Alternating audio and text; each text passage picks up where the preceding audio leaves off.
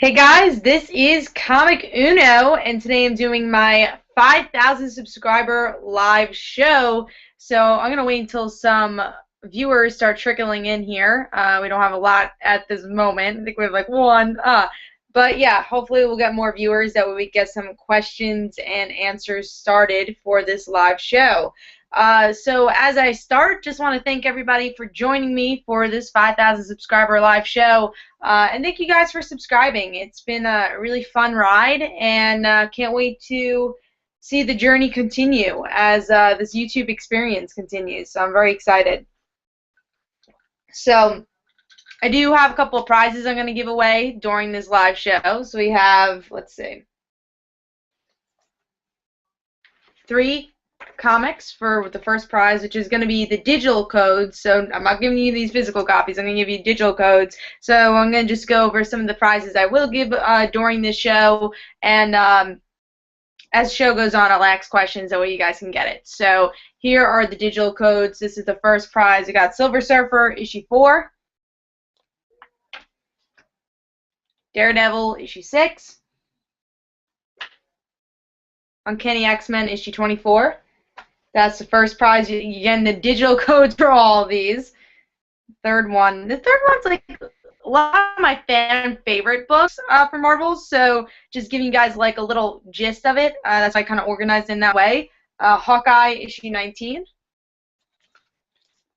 Nova issue 19. And Elektra issue 4. So that'll be the second prize for whatever question I ask you guys once I get some more viewers. You'll get the digital codes for these books, and after the show I'll mail it to you or PM it to you, tweet it to you. So the last prize is like kind of the bigger titles and mixed with a really non-bigger title, and that's Guardians of the Galaxy issue 17 digital code, All New Dupe issue 4 digital code, and Amazing Spider-Man issue 4 digital codes. That's going to be the grand prize for that because that's a big title. So very excited to give those away digital code wise. Let's see if we got any questions going, and we got 4 viewers. Thanks for watching, guys. Let's see if we got any questions. So yeah, this whole thing I'm just going to be answering your guys' questions, so be sure to ask away in the comments. Yeah, we got one in the comments already from Harry Bean. Again, just keep answering, and throughout the show I will answer all your questions. So, would you think Marvel would do a Howard the Duck marathoning movie, since Howard could come from Nexus of Realities in Man-Thing's swamp? I don't know much about the Man-Thing movies, but you know, your question about Howard Duck in general, will we see him in the Marvel Universe, cinematic universe? That's a good question, because I know that the director said that it was just more of a joke to put him in there, which is like Howard the Duck's character in general. But it's just, I think really that ending scene is just show what Marvel can do. They could put any corner of the Marvel universe into the Marvel Cinematic Universe. It doesn't matter. I think Guardians of the Galaxy proved that. So I think that's the fun thing about this movie doing so well this weekend. It got like $140 million or something, which is great for them. So that's the interesting thing about them having so much money and be able to hopefully do our favorite characters that might be a little lesser known. Alright, let's see if we got any more questions. Hopefully we get some trickling in. Nothing yet, so please in the comments below ask some questions. So I guess I'm just going to talk about my channel, what's to come next, as I wait for some viewers and questions to come in, and I get these prizes going on too. Yeah, so for my channel, of course, I've been doing a lot of TV reviews lately. I've had Legend of Korra, Girl Meets World, Teen Wolf, and I honestly did not expect to have so many summer TV shows. Because I remember when summer first started, I was like, what am I going to review now that Arrow and all these different shows are over? I remember Teen Wolf was going on during the year, and also Bidden was going on, Being Human. I had a lot of shows to review, and I think Legend of Korra was going on in the beginning of the year. So there's just a lot of shows going on. Like, what is there, what am I going to review in the summer? But every single time, shows come during the summer and I'm able to review them. I also have Sailor Moon on my list. I have a lot of things to review.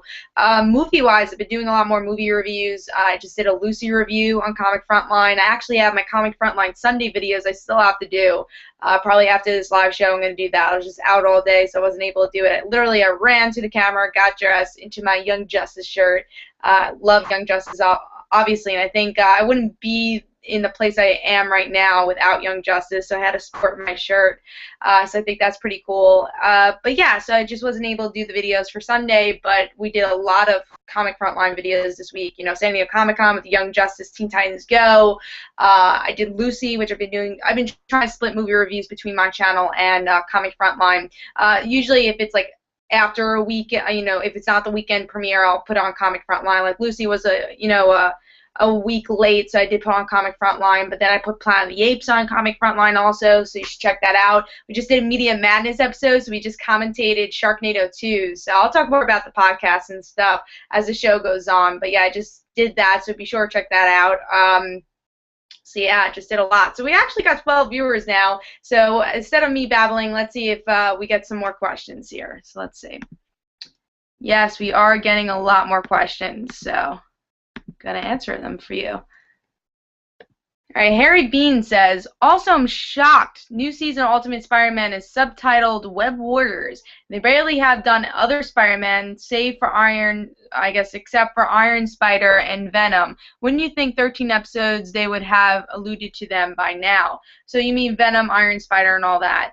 Yeah, it's Web Warriors intrigues me, even though I don't watch Ultimate Spider-Man, just because I watched the first episode and I didn't really like it. I don't love the direction the Marvel animated universe is going. It's definitely more of a kiddier version, just like what DC's been doing also. But for Ultimate Spider-Man, it's kind of cool that they're doing Web Warriors, getting all these different Spider-Men together, just like Spider-Verse, bringing it in the right time.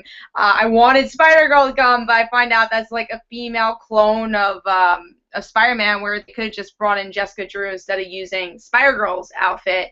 So I thought that was a little weird. But yeah, I'm going to try Web Warriors, see what happens with it. But going back to your question about Venom and Iron Spider, yeah, I didn't know that. Again, I don't watch the show, but it's a little weird. Iron Spider is just more of like his own outfit, and also Venom, so that's still Peter. But not having Venom is a little weird. Iron Spider, you never know. But yeah, it's a little weird. We'll see Web Warriors and see if we do get to see those costumes. This is from Justin Paget. How do you stay motivated to make reviews every week? That's actually a really cool question. Yeah, keep on coming, even if it's just about my channel. That's great questions, too. I would love to talk about my channel as for the 5,000 subscribers about my channel. Yeah, what makes me stay motivated? It's just I love what I do. Yeah, it's hard work. It definitely is. There's days. I remember San Diego Comic-Con. I didn't leave my computer just because I had to get all the news. I rushed to do a video, and I felt like, oh my god, I'm doing too many videos. So it felt, I wasn't sure if you guys were going to watch it or not. So I was like, oh, what do I do? And then I had the comic book reviews that same week. But I love what I do. I love superheroes. I love comics. I love television. I love movies. So it's just my passion putting onto the channel. Even though it's hard work, if you love what you do, it doesn't seem like work, even though it's just a lot of hours putting into something. I feel like not a lot of people know like how many hours I put onto this channel, just checking comments and doing shows, doing collab videos, doing videos, to do a comic book review, all those comic reviews, tape it. It takes literally all day, all hours a day, when I wake up to when I go to bed, or at least until like 12 at night, I'll do all my reviews, just reading them, recording everything, uploading it. It takes a long time, so it's interesting. Yeah, but I love it. If I didn't love it, it would be a little bit too much hard work, but I love what I do, so it's great that you guys are enjoying watching it too. Okay, so we got some more questions here. Leonard Gordon, when you read comics, do you use the characters' voices in your head, or do you read them like a regular book? Honestly, yeah, I know a lot of people that like read Batman as, Batman's voice from Batman Animated Series, or Joker from the Batman Animated Series, or just like whatever, Hugh Jackman as Wolverine. I honestly don't do that. I just use my own voice for a lot of, like, I guess, like you read a regular book. I just use my own voice to read characters, so Yeah, I don't read in different characters' voices. The only one I would say that ever happens is like the cartoons, like the things that were TV show before the comic, especially those Cartoon Network shows. That I'll see myself reading it in like Dexter's voice or Bubbles' voice. But yeah, usually I stick to my own voice when I'm reading it inside my head. All right, so next question is, how much of a boost will Guardians of the Galaxy comic get from the movie? And that's from Doctor Who at 50 and Beyond. Very cool name. I don't know, because honestly, I've been reviewing Guardians of the Galaxy, and I don't get over 100 views for that, at least for the first initial week. For me, when I get over 100 views, I know, like, the comic's popular, or, the review's popular. I tend to know what I want to do in-depth reviews on, and what I'll do exclusive to Comic Uno episode. So when I see it over 100, I'm like, all right, cool, I'll do Justice League on the channel, and then there's books I just love, like Batgirl. Well, I'll just do Batgirl because I need to do an in-depth review on it. But Guardians, yeah, Guardians I tend to do exclusive because usually it didn't get like over 100.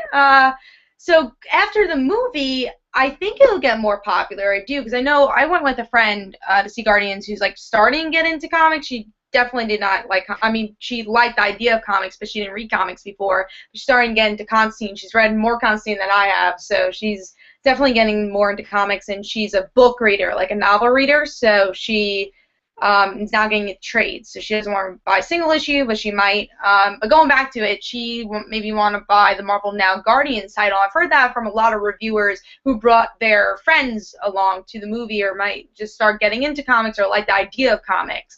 So yeah, I think with the popularity of Guardians of the Galaxy, Marvel Now title is going to do very well. For my reviews, I still don't know. I don't know if I'll get more hits for the review, if I'll get over that 100. I don't know. Will it be the next Amazing Spider-Man for me? I don't think so, but I think the comic will definitely become more popular because it's actually a really good jumping on point. It's pretty similar to the movie, except with the added characters of Venom and Captain Marvel. So it'll be interesting to see over the months how popular Guardians actually does get. All right, so we're going to the next question. Harry Bean asks, do you think by Avengers 3 we might get Tigra? I don't think so. I mean, you never really know with the Marvel Universe. Like I was just talking about in the beginning of this live show, was that we got Howard the Duck. So who really knows about getting Tigra? I mean, she's a known character, but she's definitely more of a B-list, C-list hero. So I don't know. I think they're going to try, especially with Avengers, I think they're going to try to stick with the more known Avengers than to stick with Tigra. So Tigra, I wouldn't be surprised seeing it more in like the cartoons before we would go see them in the movies. But again, we really don't know what's going to go on with the Marvel Universe after the success of Guardians. All right, let me refresh the page so I can see what comments we got here. Yeah, we got some good comments here. So keep them going, guys. And as I see more comments flowing in, I will get to that first question for the contest. All right, so who is your favorite DC and Marvel villain? Great question. Surprisingly, I'm not a big villain fan. I always root for the hero. I know a lot of people ask me, like, who's your worst villain? Like, who do you hate as a villain? Who do you love as a villain? I mean, I do like villains, but I don't know. I've never been a humongous villain fan. Like, if there's, I don't know, let's say Green Goblin, I won't go rush out in the store to get a Green Goblin comic than I would a Spider-Man comic. But if I had to choose between Marvel and DC, both favorite villains, Marvel, Green Goblin. I really love his character and how much he really is arch nemesis to Spider-Man. And I love how smart he is. I think he's a great villain to Spider-Man. So I gotta go with Green Goblin. Also, just the connection to Peter Parker's life. I always think if there's a connection not just to the superhero life, but the regular life, it makes it that much entertaining. For DC, I have two favorites. I love the Joker just because of how crazy he is, and I think we all love the Joker. I mean, I know that's a little bit more of a common answer, but he's nuts, and I think his stories are always very entertaining and psychological, which I like to read. And also like Lex Luthor a lot. I love his suave. I love his dialogue in a lot of different books. I gotta go with Lex Luthor, and I think Smallville really heightened that for me also. Just see how awesome Lex Luthor was. So I think I like more DC villains than I do Marvel villains, just because I think they're just more iconic for DC villains. Justin Paget says, good stuff here. Thank you. I'm glad you're enjoying the show so far. And then we got Jeremy axing, congrats on 5K subs, Cat. Well deserved. So I know you're a fan of character-driven stories rather than plot-driven stories. In your opinion, what makes character-driven stories more appealing? Jeremy, that's an awesome question. Thank you for congratulating me on 5,000 subs. Like I said, it's just an honor for you guys to watch and you guys being subscribed to me. I'm just having fun, and I can't wait for the channel to continue. But yeah, going back to your question, Jeremy, about what appeals me to more character-driven stories than story arc stories, or plot-driven. I just love characters. I love people's motives, and I don't know. I just always like character-driven stories more. Plot-driven, I think it just ends so quickly, and it's more for the shock value than anything. It's like, oh my God, he just did that. With character-driven, it just slowly builds up, and I think with a comic you can do that. With a movie, you got about 2 hours to tell what you got to tell, or even with a book, you have that whole book, but then the book's over. Like, what happens next? So the comic is serial. Same thing for television. You see it every week. You see these characters build up, and I think that's a really main point to see in this type of medium. So yeah, I love seeing where characters go. And once my comic comes out soon, which I'll talk about, like Father Like Daughter, you'll see that's a very character-driven story, but of course plot-driven too. But again, you'll just see I love character-driven more, and why Spider-Girl is one of my favorite characters, because she's definitely more character-driven than her, plot-driven with her villains and stuff. So definitely like that more. All right, let's go into more questions. All right, just have to refresh the page. All right, so we do got some more. One question from Grayson Nash. What's your favorite Spider-Man film? Great answer, or great question. I don't love the Amazing Spider-Man films. We'll go from that first. The first one was okay. I thought it was an okay movie. I liked it. The Lizard could have done a little bit more. I think the villain wasn't great. But I do like Andrew Garfield as Spider-Man. I just don't think the scripts are great. Hated Amazing Spider-Man 2. I hated it. I just didn't think it was good. Tobey Maguire's Spider-Man, really like the first one. I think it's one of the best origin stories out there for movies. And the second one's definitely my favorite. I love what they did with Dr. Octopus, and I love Mary Jane and Peter's story in that. And I finally saw the real Spider-Man in those films. Even though maybe Tobey Maguire wasn't the best Spider-Man, maybe if Andrew Garfield was a little older and he played Spider-Man, like, who knows? But I love I love Spider-Man 2. It's a great movie. Spider-Man 3, of course, everyone hates the whole emo Spider-Man. I think it's better than Amazing Spider-Man 2. I do think Spider-Man 3 has a little bit more promise, and I would say the script's a little cleaner. But yeah, Spider-Man 3 is not good at all. Topher Grace being Venom, it's not a good movie, but I do like it better than Amazing Spider-Man 2. I just did not like that movie at all. So yeah, answer to that is definitely Spider-Man 2. It's one of my favorite Marvel movies of all time, so probably is my favorite Marvel movie. All right, next question is from Doctor Who at 50 and Beyond. Thanks, I like my name too. Do you watch Doctor Who, and if so, are you excited for the new series coming up on the 23rd? I know a lot of people that do watch Doctor Who, but I personally don't. I'm not a big cosmic fan for Marvel, so I'm not a big time travel fan, so maybe I'll give it a shot one day. I've never given it a shot, so maybe one day I'll watch it and watch it on Netflix and really enjoy it, because I know it's a great show, hear great things about it. I do like British shows, so might have to give it a try. But right now I'm still have to catch up on television that I missed from last season. Still have to catch up on Vampire Diaries originals, and right now I'm binging Pretty Little Liars, so it might be down the line when I try out Doctor Who. I also have to catch up with the Americans. There's a lot of shows I have to catch up with, but I will before they come on stream. All right, let's get to the next question. Who are some female characters you would like to see get their own solo comic book? Great question. Spider-Girl, of course. I think she deserves her own comic book again. She's a great character, and maybe after Spider-Verse we will get a Spider-Girl comic. I won't, promise anything, but did you only X Marvel or did you X DC also? Yeah. anything. DC-wise, I would love Stephanie Brown to get her own book. I think she's a character that has a cult following that could hold her own book, especially with Brian Q. Miller writing it. Spoiler book. Let's see that after Batman Turn On. Would love to see that. I think she could hold her own book. Who else? Kitty Pryde, of course. I think even though All New X-Men's kind of her book, I would love to see a solo book. We really only see miniseries with her, and usually she's teaming up with someone else, and I don't mind that. If they want to make a Wolverine Kitty book, that's fine. It makes sense. But I would love to see Kitty really hold her own ongoing, see if she could. I don't know if she could. I would like to see it. As a fan, I think she could. I just don't know if she'd hold the sales that Marvel wants, but I would love to see that.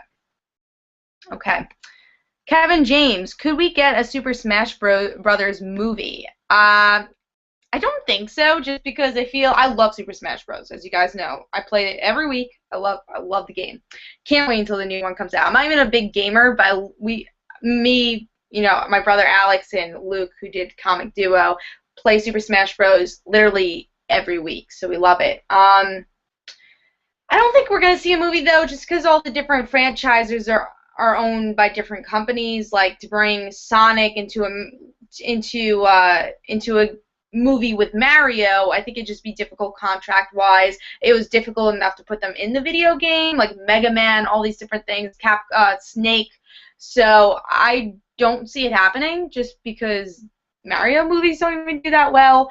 And also we had other movies like Wreck-It Ralph, which is kind of like a Super Smash Bros. In a way, because there's all these different characters from different games coming into a movie. So I think we'll see more of that than a Super Smash Bros. Movie, but I would see the movie if it did come out.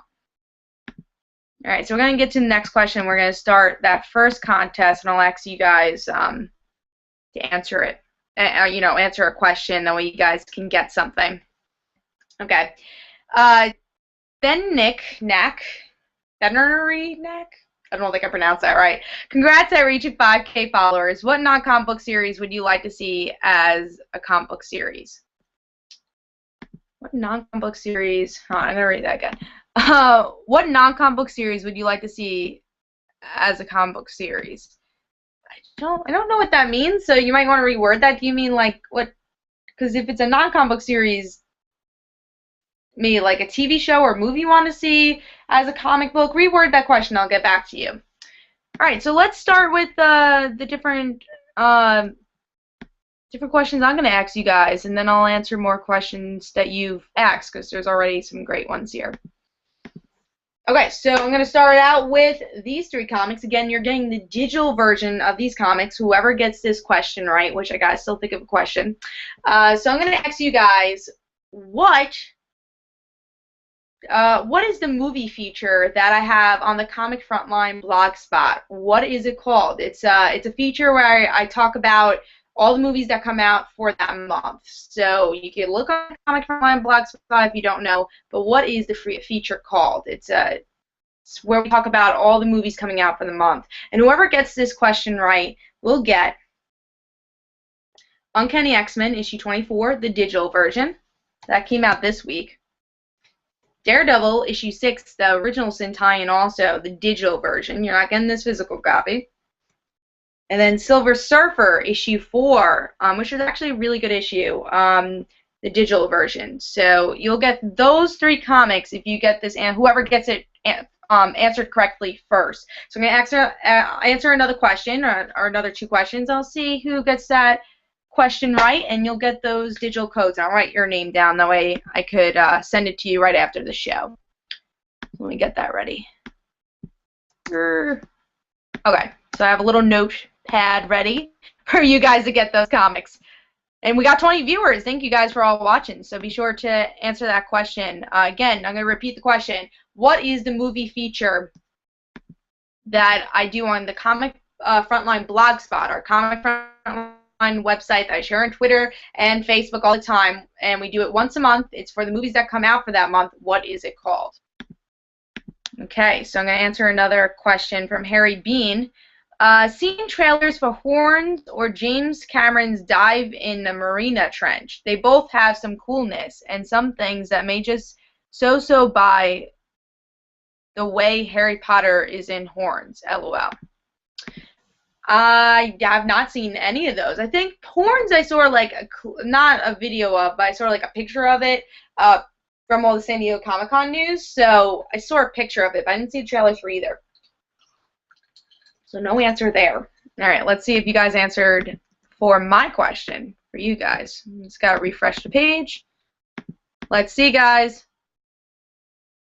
All right, I'm looking through. Now, someone said comic book theater. That was Doctor Who 50 and Beyond. That is not it. That's Jay's YouTube channel. So that's not the answer to that. Again, the feature article that we have on Comic Frontline Blogspot that we do every month, where me and someone else gives our opinions for the movies coming out for that month. It's called something, and you can tell us in the comments. You get those 3 comics. So I'm going to keep going with the questions, and then I'll see if you guys get it right. All right, this person has 3 questions. So I'm going to answer those, and then, 5 questions. I'm going to answer those, and then we'll see if you guys get that question right. First of all, congrats, and this is Hunter Banks. First of all, congrats on 5,000 subs, Comic Uno. Second, here are 5 questions for your Q&A. Number 1, what is the best and worst movie you've ever seen? Worst movie's easy. That's Birdemic. That's a bad but funny, hilarious movie. If you ever want to see a horrible, crafted movie, go see Birdemic. It's a horrible movie. So that's definitely even worse than Sharknado. Best movie's a little hard because, you know, for movies, it's all subjective. You know, you might like something that someone hates. Like, one of my favorite movies of all time is Soul Surfer. Don't ask me why. I love it. Little Mermaid. Little Mermaid 2. I love all these movies just because I like it. Doesn't mean they're good movies. But what is the best crafted movie of all time? I mean, probably like The Godfather or something. But it's not one of my favorite movies. But yeah, I've seen so many great movies over time. And again, it just depends on the genre. Like, what's the favorite superhero movie? What's your favorite, I don't know, whatever movie. So I don't have a best movie. I just love movies altogether. And I'll tell you, yeah, I like that movie.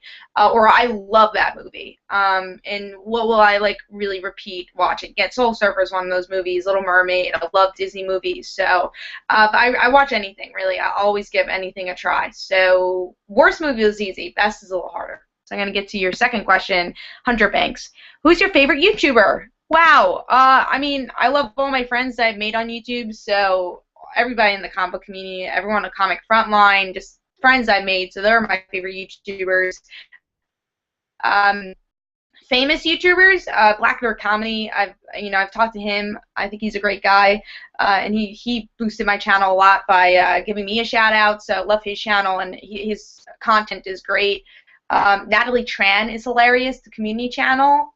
She is great. I love her humor. Who else do I like? Again, like all the friends I've made throughout the comic book community or just the community of YouTube are great YouTubers. So yeah, that's my answer. But again, those famous YouTubers like Natalie Tran, Shay Tards, BF, First GF, the Vlog Brothers, the list goes on. You know, there's iJustine. There's a lot of great YouTubers out there. Jack Scat. So there's some great ones out there. All right. So number 3, do you prefer cartoons or anime? That's from again Hunter Banks. I prefer cartoons. I really don't like anime that much. I know I've been reviewing anime on my channel a lot, actually, but that's mostly because of those cartoons I grew up with. I don't really love anime. Maybe I'll give it more of a try. Like, I heard Death Note's really good and Attack on Titan, so maybe I'll try out those. But, yeah, I'm usually not a big anime fan, though. Definitely cartoons. All right.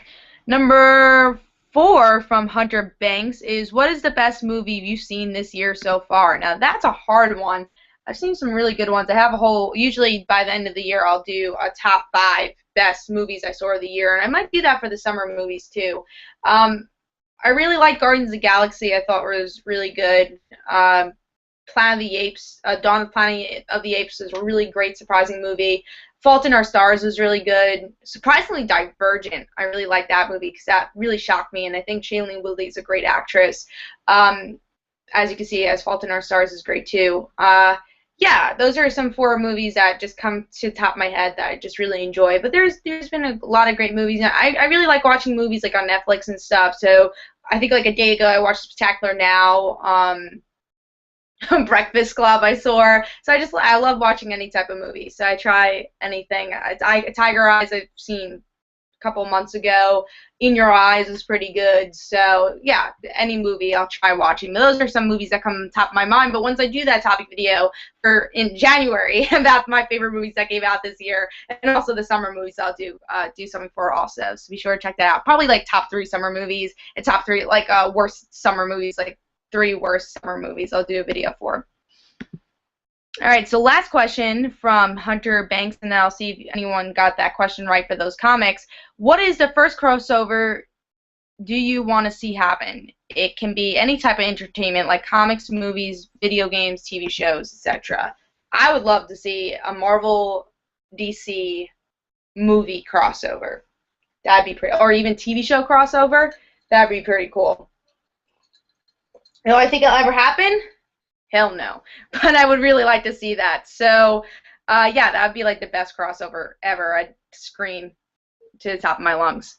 All right, so let's see if anyone got that question right, and then we'll go to the other questions, a lot of the questions that you guys asked. Okay, let's see. I think Doctor Who at 50 and Beyond got this one right. And that is, it's at the movies. So yes, you did get that question right. It's at the movies with Jay and Kat. So you did get it pretty much right. So you, Doctor Who at 50 and Beyond, you will be getting those 3 comics. I'm going to write your name down. Doctor Who at 50.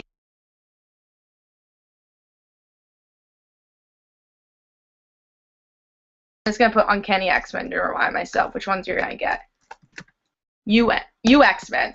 You're getting the first prize, and as this goes on, I'll ask more questions so you guys could get. There's still 2 sets of comics. Those are digital comics that Doctor Who at 50 got, but there's 2 more sets. So I'm going to ask questions about either Comic Frontline or Comic Uno. That way you can win those prizes. So I'm going to think up some questions, but let me answer some of yours. So let's get to it. Now, you guys accent a lot, so I'm glad to see this. Okay. Afi Hazan said, what is your most favorite moments that you'll never forget hanging out with comic writers or artists? Great question. You know, with this channel, I've had the opportunity to hang out with some really cool comic artists, you know, interview people. 2 favorite moments was meeting the writer Furious. He's such an awesome guy.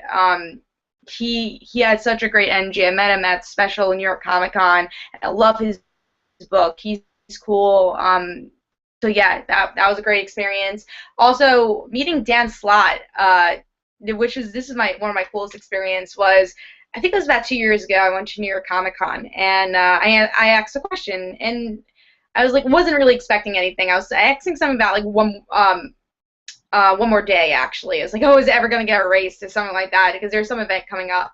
And Dan Slott's like, wow, you're Comic Uno. And like the whole Marvel panel knew who I was, and I thought that was really cool that these like high up people, especially Dan Slott, a writer I look up to, and I think I love his Spider-Man run, and I love Spider-Man in general. It was really cool to see that. So, and also got to see him again at a signing at my comic book store. We had a really nice chat. So yeah, there's just a lot of experiences. But I've met so many great comic writers and artists, you know, like Joe Eisman, one of my favorite artists from Morning Glories, you know, so it's really cool to just meet all these people you look up to and love their work. So hopefully as New York Comic Con comes rolling along and other conventions, I'll get to meet more people. So it's really cool to see that.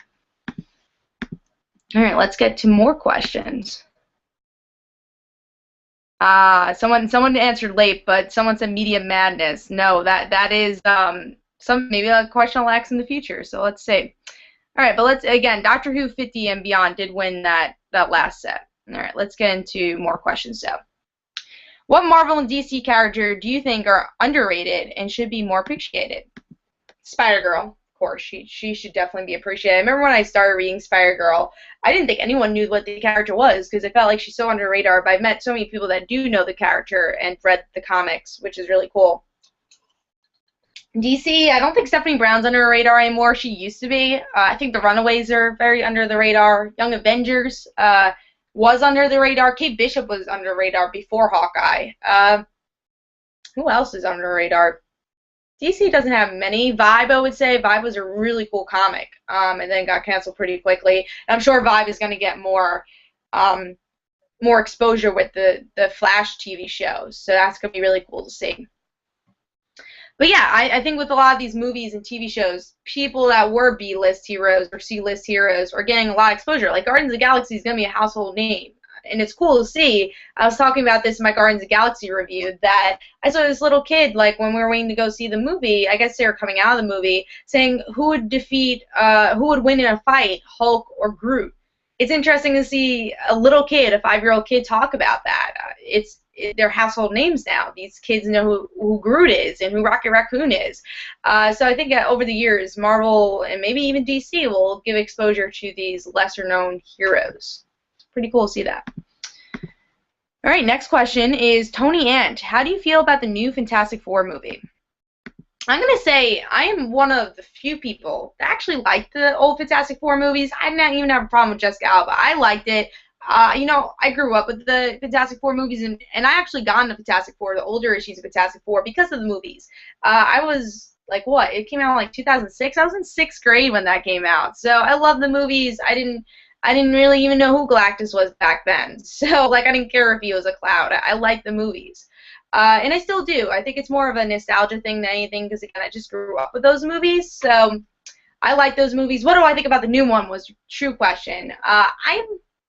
I think they're going to go the Ultimate Universe route, which I'm okay with. I'm open. I'm really keeping an open eye on it, but I'm not going to be like, oh my god, super excited. Even though I love the Fantastic Four, I'm skeptical at the same time, but I want to keep an open eye and just see the movie and really see if it's good or not, and rate it when I actually see it. Good question. All right, let's get into the next question. Justin Bernstein says, Guardians did a great job introducing a ton of new characters while giving each one room to shine. Does that make you more optimistic about Batman vs. Superman, since it's also still introduced a lot of new major characters simultaneously? James Gunn did the directing in Guardians of the Galaxy, so he's not doing the directing of Batman vs. Superman. So I can't say I have more faith in Batman vs. Superman just because it's okay that Guardians did it. If it was the same director, I'll be like, hell yeah, like if he's able to do in one movie, then he could do in the next. But it depends on direction, it depends on script, it depends on so many things, even though we all know it's possible to do it. Avengers did it too. Guardians did it. It depends. It really just depends on the script and the director and just the whole project itself. So I can't say because Guardians did it, Batman vs. Superman could do it also. But again, just like Fantastic Four, I'm going to keep an open eye on all these movies. And a lot of the news that did come out, Batman vs. Superman, I'm excited for. Like the Gal Gadot photo. Ben Affleck, yeah, I know a lot of people hate him as Batman, but I think he could be a really cool Batman. So I'm looking forward to it, you know, even though there's a lot of skeptical things going on, like Jesse Eisenberg as Lex Luthor. So, but yeah, good question. Harry Bean, my favorite artists are George Perez, John Byrne, Jim Aparo, and Alan Davis, followed by Ron Friends. Oh, cool. Thanks for telling me. That's a little less of a question. All right. Leandre Gordon, have you played the Young Justice game? This is actually a really funny answer for this one. No, I have the game. I got the game like right when it came out on Amazon. I just haven't had time to play it, and it's a shame because I want to play it.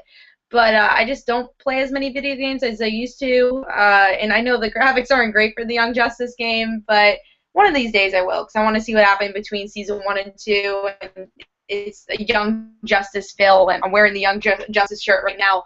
I should play it. I definitely should, but it's not even out of the wrapping yet. So I remember, I think because I was just late in reviewing it, so I was like, I'll do it later. I don't know. I was being lazy about it. So hopefully one of these days I'll play it. All right. Cameron Friesen says, what comic book character would you kill off? Good question. I actually like that they're killing off Wolverine. Because in the fact that, yeah, I like Wolverine. I think he's a cool character, but he needs to kind of be rebooted in a way. And we all know Wolverine's not going to stay dead, but I think it's a good idea just to kind of reboot his character, redo his character in a little way, because he's changed so much since he became headmaster of the Jean Grey Institute. So to make him a little bit more of what he was, you know, caring about certain characters like Kitty Pryde, Jubilee, all these other things instead of being like a father figure to everybody. It's a little weird. So I hope they kind of go back a step with Wolverine, use him a little less. If he dies, you know, kind of gradually bring it into the Marvel Universe. So I think it's actually kind of a good idea Wolverine's dying. Again, not permanently, because we know these superheroes don't die permanently, but I would like to see him gone for like 2 or 3 years, just to give us a breather from Wolverine. All right, next question is from Jeremy. You've talked about doing your own comic book. Is there any particular comic writer or writers that you look up to as a writer yourself? Jeremy, yes, I do, and I think I know my next question for the next set of comics for you guys, which I'll get to soon.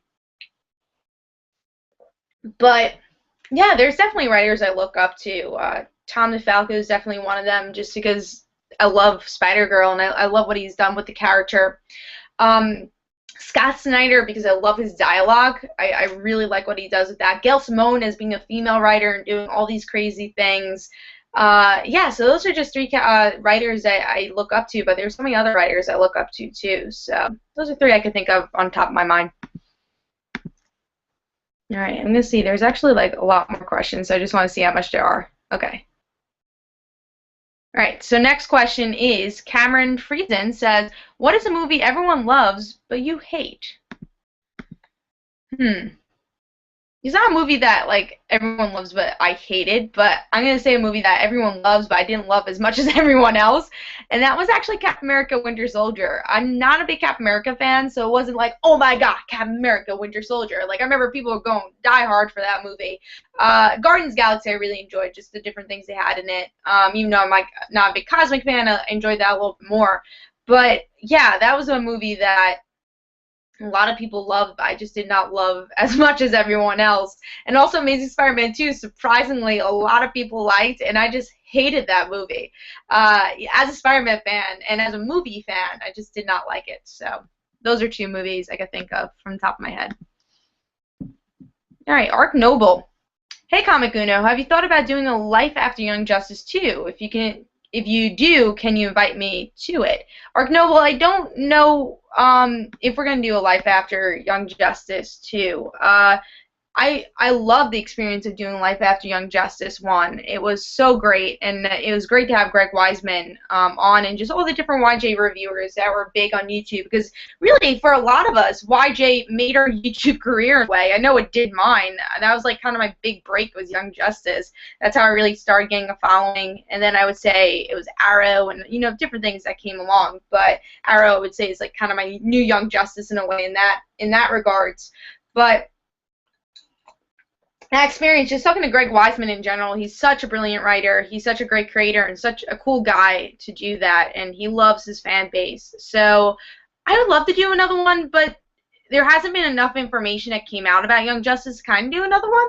But I think if enough people ask, maybe we'll do another one. You gotta ask everyone else, like Kendra, Stark Show, you know, Greg Weisman himself. I don't know. We'll have to see. It was definitely such a fun experience. That has to be one of my favorite experiences of my YouTube channel ever. So that's a great question.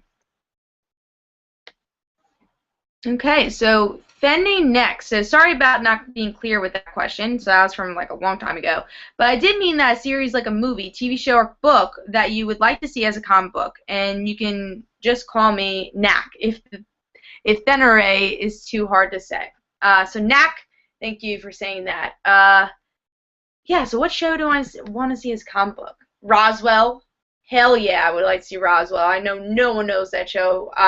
Secret World of Alex Mack. If that ever became a comic book of like what's going on with her now, that's another one I would just like start screaming and like do a reaction video. So that would be a lot of fun.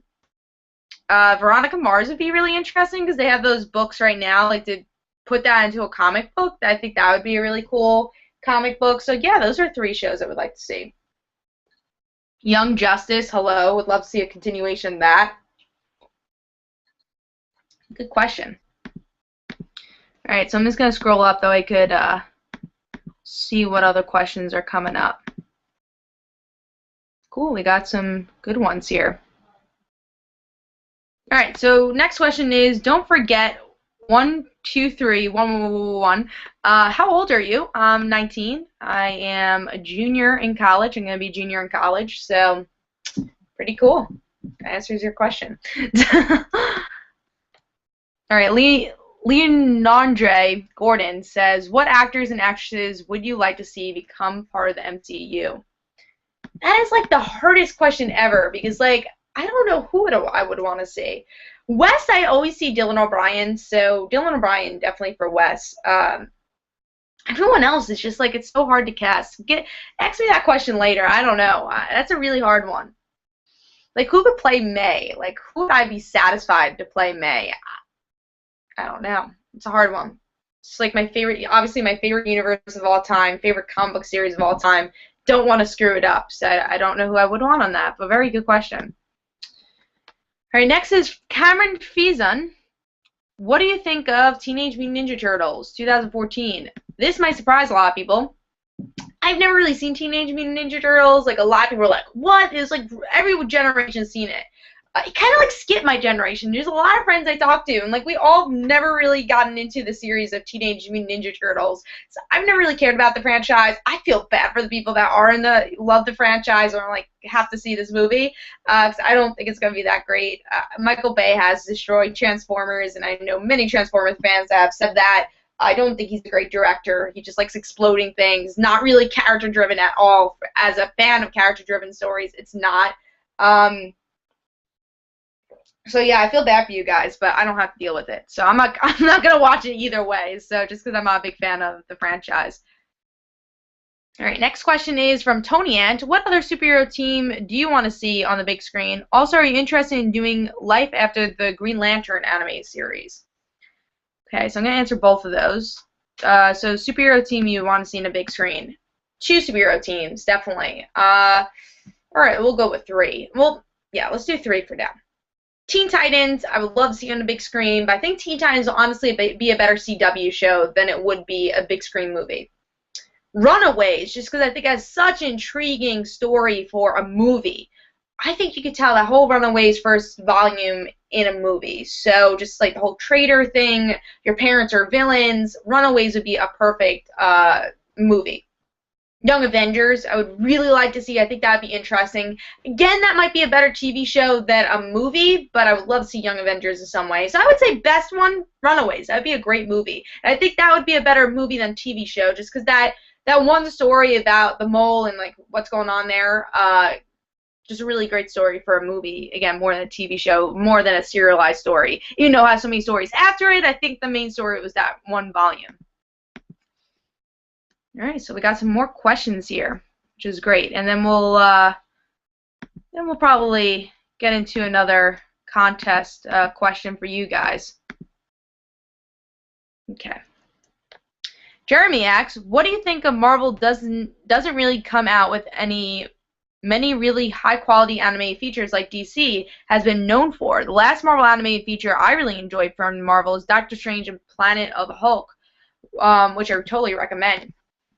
Yeah, I think it's a shame. I think Marvel uses their cartoon universe more for the kids, and that's why it's a little shame. I think DC knows that animation just heightens superheroes because they do things that maybe live action can't, because I guess superheroes are so cartoon-like because of comics, because it's kind of like already in a cartoon type form, or animation type form. So I think Marvel just doesn't believe that, I guess, an older audience would invest in it, but obviously it's been working well with DC. So yeah, I think it's a shame. I've actually never really seen a lot of the Marvel movies because I know they're not that great. So I think the only one I saw was that Young Avengers type one, and I didn't really like that much. So yeah, it's a shame that Marvel doesn't do it, but at least they have the good big screen movies. All right, next question is, looking forward to Family Guy, or are you looking forward to the Family Guy Simpsons crossover? Yeah, you know, I'm not watching Family Guy or Simpsons currently, but I've seen a lot of episodes of both shows, so I'm looking forward to it. It's just, as a TV fan, it's a really interesting crossover, so I'll definitely be watching it. All right, so let's get to the next question for you guys, that we could win some comics. All right, so this is like more of the cult fan favorite books here, so that's what you're going to win. And I'm going to ask you guys, what is the name of the 2 podcasts on Comic Frontline. We have our comic book podcast that's on, or live show that's on Tuesdays at 9 o'clock p.m. Eastern Time. And me and Jay have a podcast that are just dedicated to TV and movies. So what are those two podcast names? Please tell me in the comments below. Whoever answers that first will get these 3 comics. We have Elektra issue 4, digital comic. I've been really enjoying Elektra. Nova issue 19, digital comic. And Hawkeye issue 19, digital comic. So you get all 3 of those books digitally if you answer that correctly. And I'll put your name on there and I'll PM you the digital codes. Let's continue with the other questions as I wait for your answers. All right, Leonardre Gordon says, can you come to DC next year for AwesomeCon? Oh, so Washington, D.C. I don't know. Usually the only conventions I usually do are New York Comic Con, special New York Comic Con, and sometimes San Diego when I can get the tickets. So maybe as my comic book comes along, I'll try to going to different conventions. But yeah, you know, we'll have to see. Maybe different places I want to go to. Washington, D.C. might be one of them. Okay, let's go to the next question. Next is from Spidey Sense 101. First off, congrats on the tremendous milestone. Thank you very much. I love your videos, and thank you for putting a smile on not only mine, but many of us comic and movie lovers' faces out there. So thank you so much. I'm glad I could do that for you guys. So next is still the question.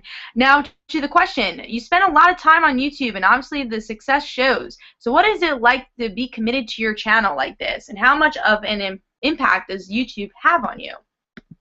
Great question. Thank you for all the nice words. You know, well, first of all, just saying about YouTube, that's what I love doing. It's just entertaining people, talking about my opinions, and it's cool to hear that people want to hear it, or cool to see that people want to hear my opinions. It's a weird phenomenon for me.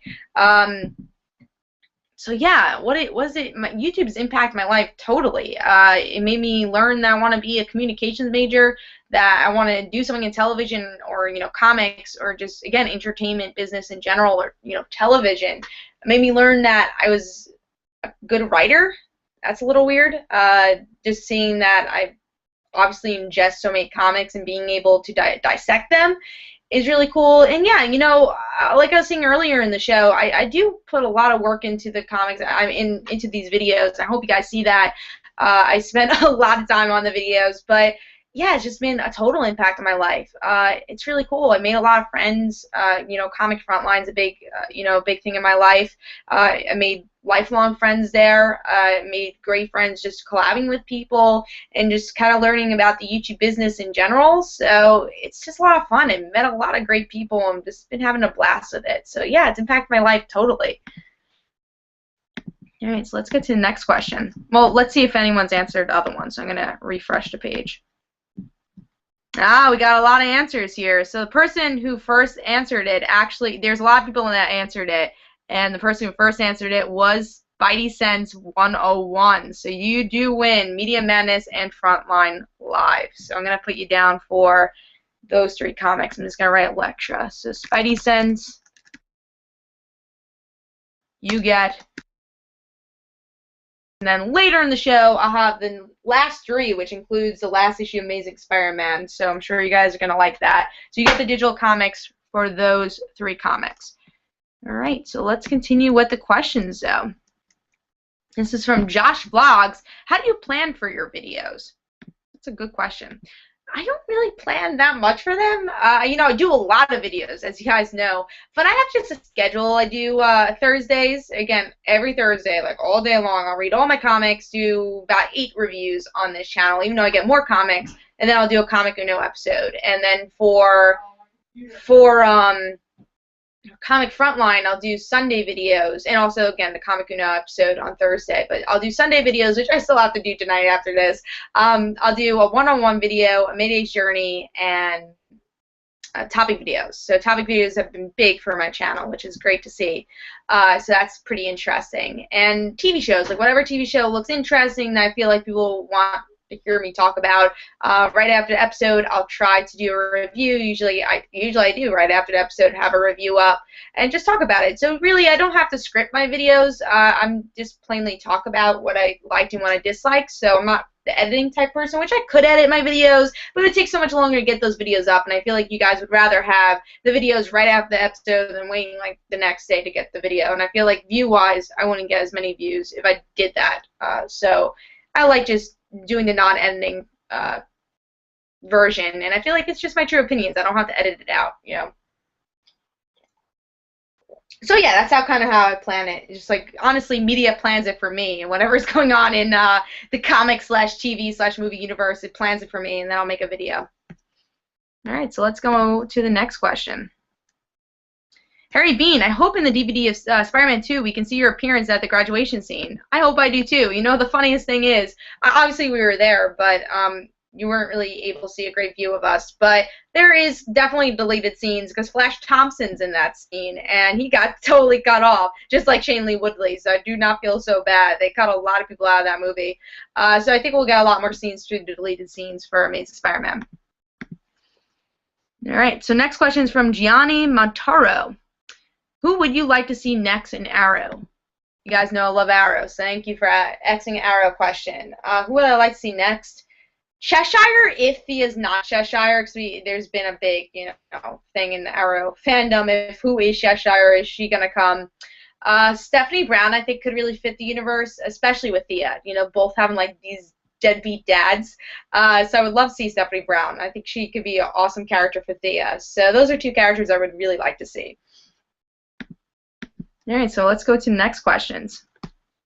I'll keep asking those questions. I see that this is like the last. Oh no. Just loaded 2, so we have 2 more. So keep axing away. I gotta see how much. Yeah, it's been 45 minutes. That's pretty good. Okay. Leonardo Gordon says, "Are there any comic book characters that scare the shit out of you?" Not really. I don't really get scared that much from comic books, so no, there's not any characters that really scare the shit out of me. Next question is Tony Ant. What do you think about the rumored Suicide Squad spinoff? This is actually something we talked about on Media Madness for San Diego Comic-Con live show. So definitely check that out. I'll give a little summary for that. I don't like the Suicide Squad episodes. I don't think Diggle is able to hold an episode. That's actually one of my least favorite episodes for Arrow was the Suicide Squad episode. And it seems like a lot of people agree with me on that. So I don't know. I don't think those heroes can really hold an episode. So I don't know if they can really hold a whole TV show unless like maybe Harley Quinn is the main character. I don't know. Maybe I would see it just because it's connected to Arrow, but I don't love the episode, so I would go with no. But there's potential. There's only 1 episode, so they could do more. Now let's see what more questions we got here.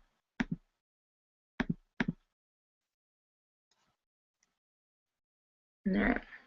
We got some more, like, what's up, hi stuff. So, Gianni Montaro says, I would love to see Stephanie Brown. TG5455 said, what's up? I just got here. Well, welcome to the party of 5,000 subscribers.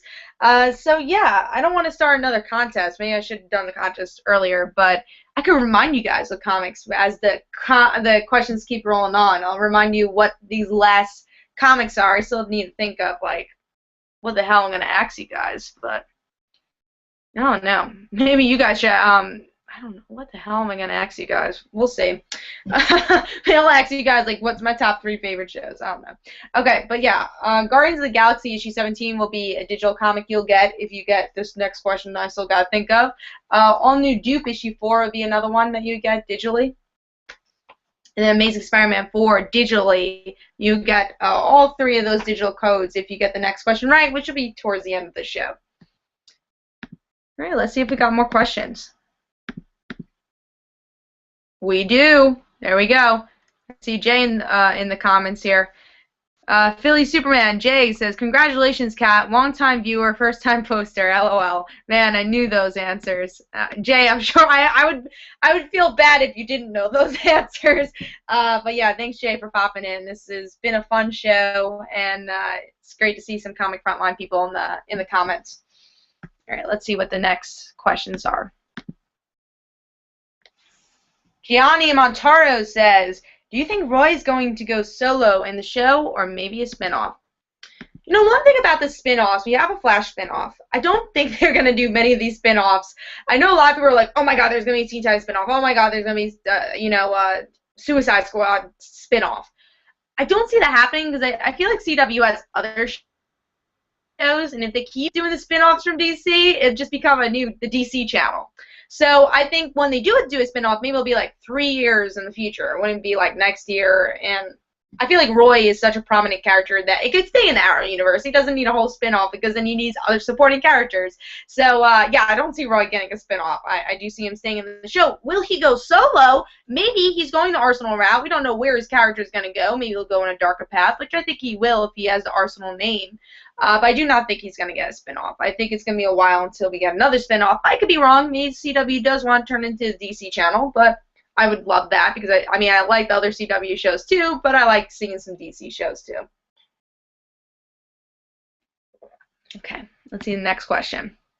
What do you think are the 8 unknown Marvel movie titles? And that's Leonardo Gordon X. I'm going to tell you, I have no idea. I hope it's some woman Marvel movies, solo movies. I would love to see that because they're trying to bring more diversity, more B-list characters. So why not bring a woman superhero that can make as much money as Guardians of the Galaxy and all those other movies? I would love to see a Captain Marvel movie connected to the Kree and all that. So yeah, let's get a woman superhero movie going on there. Give us some of that diversity. So I have no idea. I think Doctor Strange probably will be one. Black Panther I know has been rumored. I really like to see Captain Marvel, and I would like to see some surprises in there. Some that I didn't see coming. Like I'm not a big Black Panther fan, so if Black Panther didn't happen, I wouldn't be so depressed. So the real question is, when the hell are they going to announce these movies? That's the real question. Let's see what those next questions are. Cool, we're getting some more, getting a lot here, so thank you guys for axing. Okay, Knack says, what advice would you give another YouTuber who is just starting? Good question. What would I say is don't give up. You know, a lot of people say, like, what the hell would I do on YouTube? Let me vlog or something. I think vlogging is probably the hardest thing to do if you want to make a career out of YouTube. Find something you love that's different, and if you think your life is, like, really different, like, you're the president's daughter or something, like, go ahead. But vlogging your normal life, it's just a lot harder. You do the vlogging once you get a fan base. Like what I do, I usually do some vlogs. I should do more, but I don't. But you need that fan base first to watch those vlogs. Like what I did, I found comic books and television movies to talk about, and, you know, that's how I grew my fan base. Find something that's different, that you feel like other people are not doing, or there's a community for already, and build that. And what I would say, don't give up. I remember when I first started YouTube, I did not have 5,000 subscribers. I had like 100 maybe, and I was happy to see 300 subscribers. So it was a long journey. I've been on YouTube since like 2009, this channel. I had a YouTube channel beforehand. I didn't do videos on that. I've been on YouTube for a long time. So it didn't happen overnight, and don't expect that. You got to build your fan base on your own, and find your niche. You're going to make mistakes. I remember my first video, I had no lighting. It was like a boring background, and we had music, and we had to delete all those videos. So know that you can make mistakes, and it's okay. You'll learn. You'll learn through your mistakes. So that's definitely the best advice I could give you guys. All right, so next question is from Leonard J. Gordon. Are you excited about the new Batgirl series comic? No, I'm not excited about the new Batgirl comic at all, because I think they're changing. I did a topic video on this for Comic Frontline when the news came out, but I think they're changing Batgirl's character so much that she's unrecognizable. If they wanted a fun Batgirl, why not make a spoiler series, make a Stephanie Brown series? That's what they're trying to do, except tagging Barbara Gordon's name on that title. So I don't see the point of it, to make her this teen bopper hipster character where she's obviously not that character, and especially not anymore. Maybe if she started her career, make a Batgirl year one, do something like that. Of course, maybe Barbara was that back then, and she kind of wasn't either. But yeah, I'll try it. I'll probably be reading it because I'm a big Batgirl fan, but I do not like the idea, and it sucks that Gail Simone's leaving the series. All right, next question is from Jay.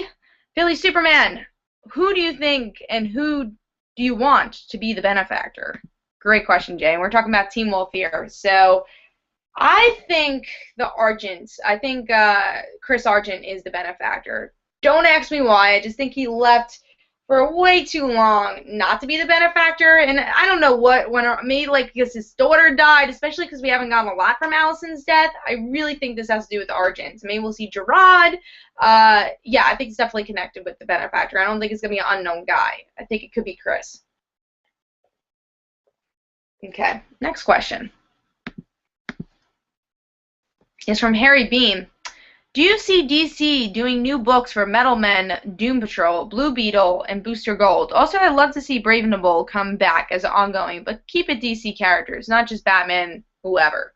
Yeah, because Batman, whoever, is definitely Batman and Robin, so I don't know if we really need a Brave and the Bold series. But I remember the Brave and the Bold series when Batgirl, obviously, Oracle was already in her wheelchair and everything. It was like right before the New 52. And I remember that issue did so well. It was just the night before she got shot, obviously when in the wheelchair, she had this like big day out with Black Canary and like some other character. I mean, I feel like it was Zatanna. And now it's just a really fun book. So to see a Brave and the Bold book like that, like yeah, fun book, just seeing Spears hanging out, I would love to see that. Yeah, Brave and the Bold book would be great. Or, you know, Batman type series teaming up with people. Or Batman type characters teaming up with people like Batgirl or, you know, Batwing. That'd be pretty cool. To a question to the other characters, Metal Men, I don't know. They just had this other title come out, which was really weird. I don't even remember what it's called. It just came out couple of months ago, and I was like, why the hell are they there? It's like a really like C-list, D-list heroes that just had their titles. So Metal Men, it did well with Jeff Johns, but just like I can't think of his name, Cisco, Vibe, I don't think it would do well. I think it would get canceled pretty quickly, even though Vibe was a really good book. Jeff Johns started, Sterling Gates was doing a great job with it, Vibe got canceled. So I think if Metal Men got a title, they would probably get canceled, even though they had a good story in Justice League. Doom Patrol, they got a really good introduction in this week's Justice League. I would buy Doom Patrol. But that's another series I don't know would get that many sales. Depending on who's writing it and like what vibe it's getting, I don't know. But I would honestly like to see a Doom Patrol book. But they might have to add a better known hero to the book to kind of get its sales up. So I would like to see it, but I don't know how well it would do in sales. And the other person was Booster Gold. Booster Gold I definitely see getting a comic. And Blue Beetle. Blue Beetle I don't know would. Maybe if Blue Beetle was introduced in Arrow, which is not, he's not getting introduced there because of some contract thing. But Blue Beetle, just because that failed so easily, I don't know if that's going to get right now, maybe later, if Ted Kord gets more prominent. I don't even think Ted Kord's in the New 52, but with Jaime, I don't know, I don't see it. I just know that first series did really bad. Booster Gold, I think a lot of people like him. He could actually do pretty well if they made it ongoing. So Booster Gold would probably be, out of all those, the best one to make a new series. Even though I probably would rather see a Doom Patrol than Booster Gold.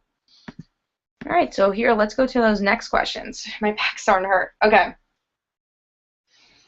TJ545, congrats on getting 5,000 subs. Thank you very much. Hannah Berger, what's your favorite, most relevant DC book you're reading? My favorite book right now. Really like Justice League. I gotta say, I really like Justice League. Batgirl, like, even though it hasn't been the best this year, I really do like Batgirl. Let me see. I have like this whole pull list thing to see like what my pick of the weeks were, so I'm just gonna see from there. JLA was really good, even though that's not on, not there anymore. Smallville, that series, Smallville is great. I totally recommend Smallville, so get that. That's a great series. So yeah, there's some great DC titles out there.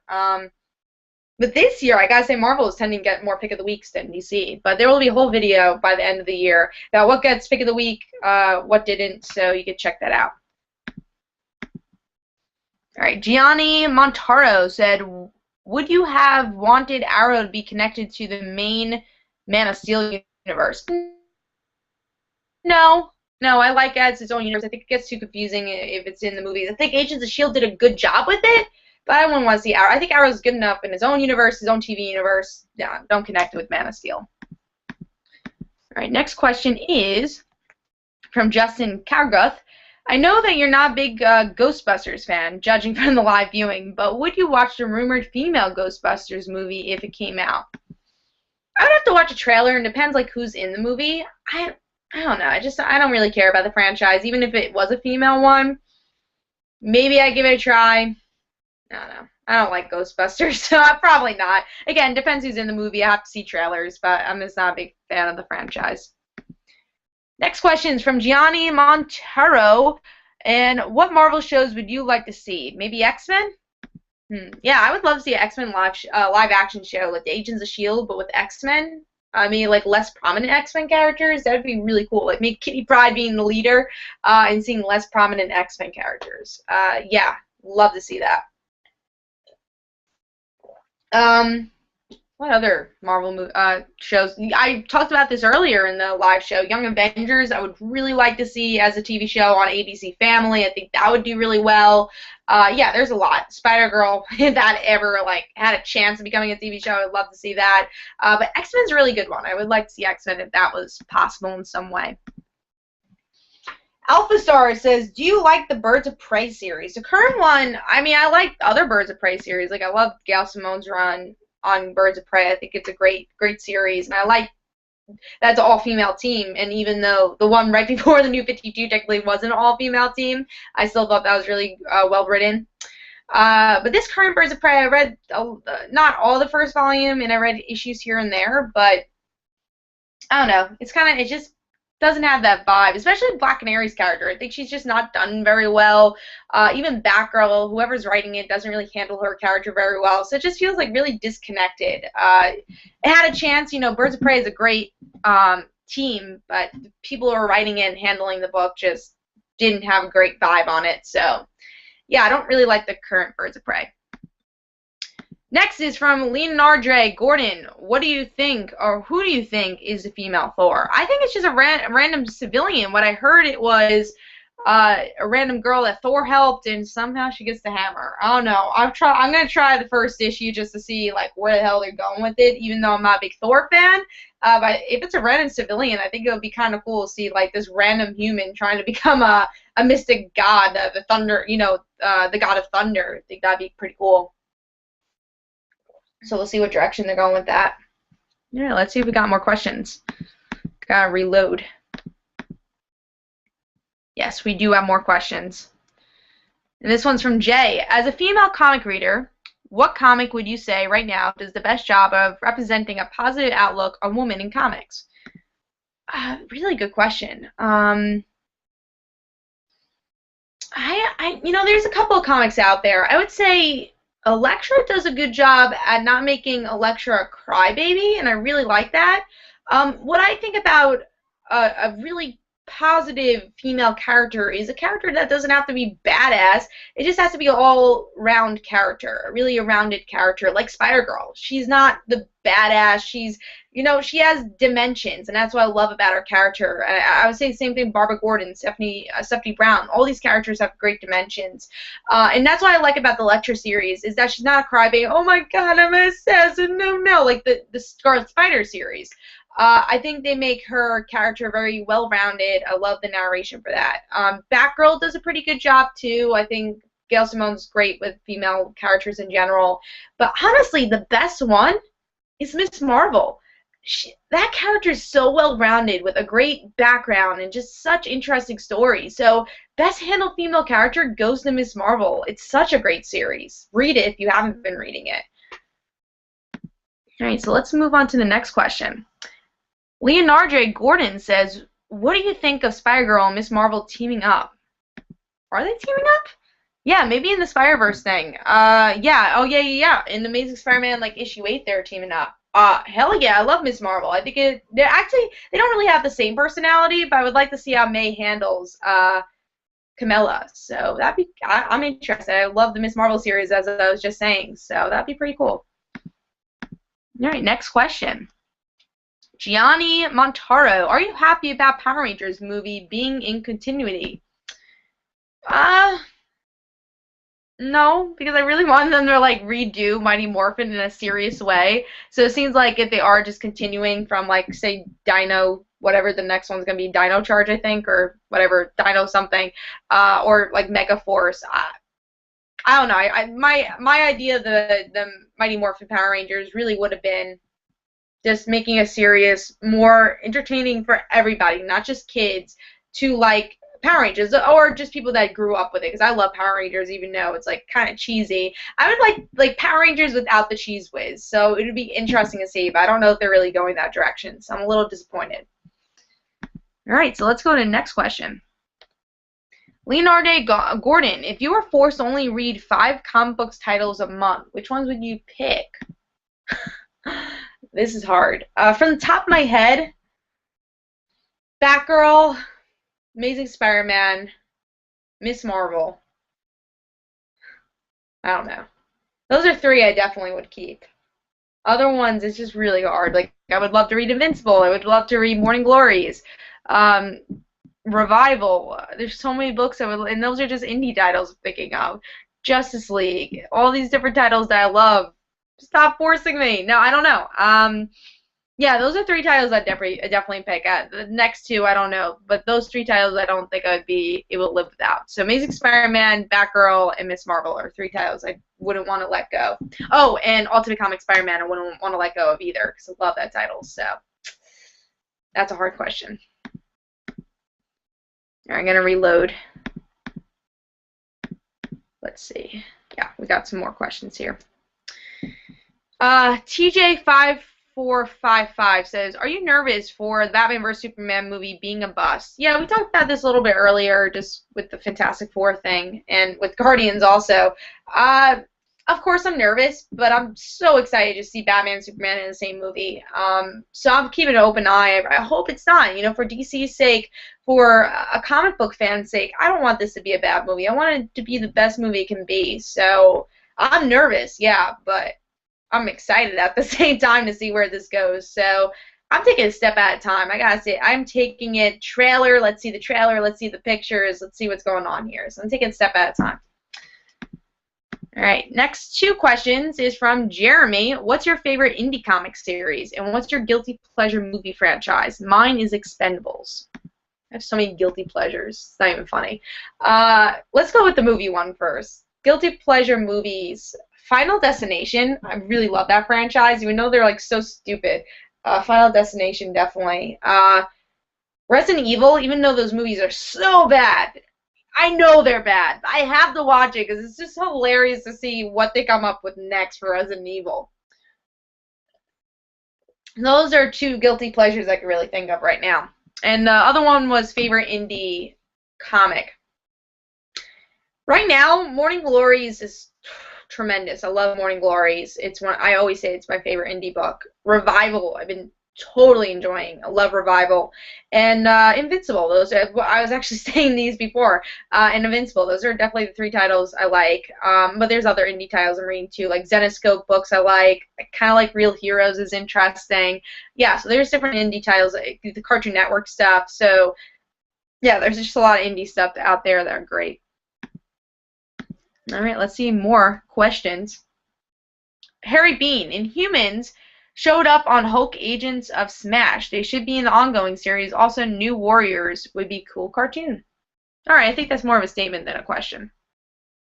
Olajide Adibayi said, congrats on the 5,000 subs. Thank you. Do you think that putting Legend of Korra online was a great move by Nickelodeon? Now, this is a question I did answer with a topic video on Frontline with my Legend of Korra San Diego Comic-Con video. I'll talk about it a little bit here.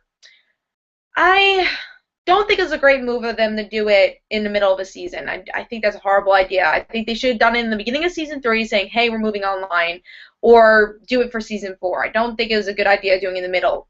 But moving online might have been better for them, just money-wise. We're getting what we want. And for me, as a Legend of Korra fan, I'm not losing out because book 4 is still happening. If it was like, oh, well, we're moving on the internet and yeah, you're not getting another season, then I'll be pissed. But we're getting what the writers wanted to give us, the full story, so I don't mind if I have to change a different medium. It's kind of sad that I can't watch on television because me and my yaya actually watch it. I just try to make her watch it. And she's like, oh, we're going to watch Legend of Korra? And she doesn't like watching stuff on, the internet. So I'm like, no, it's on the internet. She's like, oh, come on, I liked watching it. So it's kind of like older people can't watch it, like maybe people that watched it with their kids that don't want to watch it on a computer. Like kids are used to watching things on a computer, but older people aren't.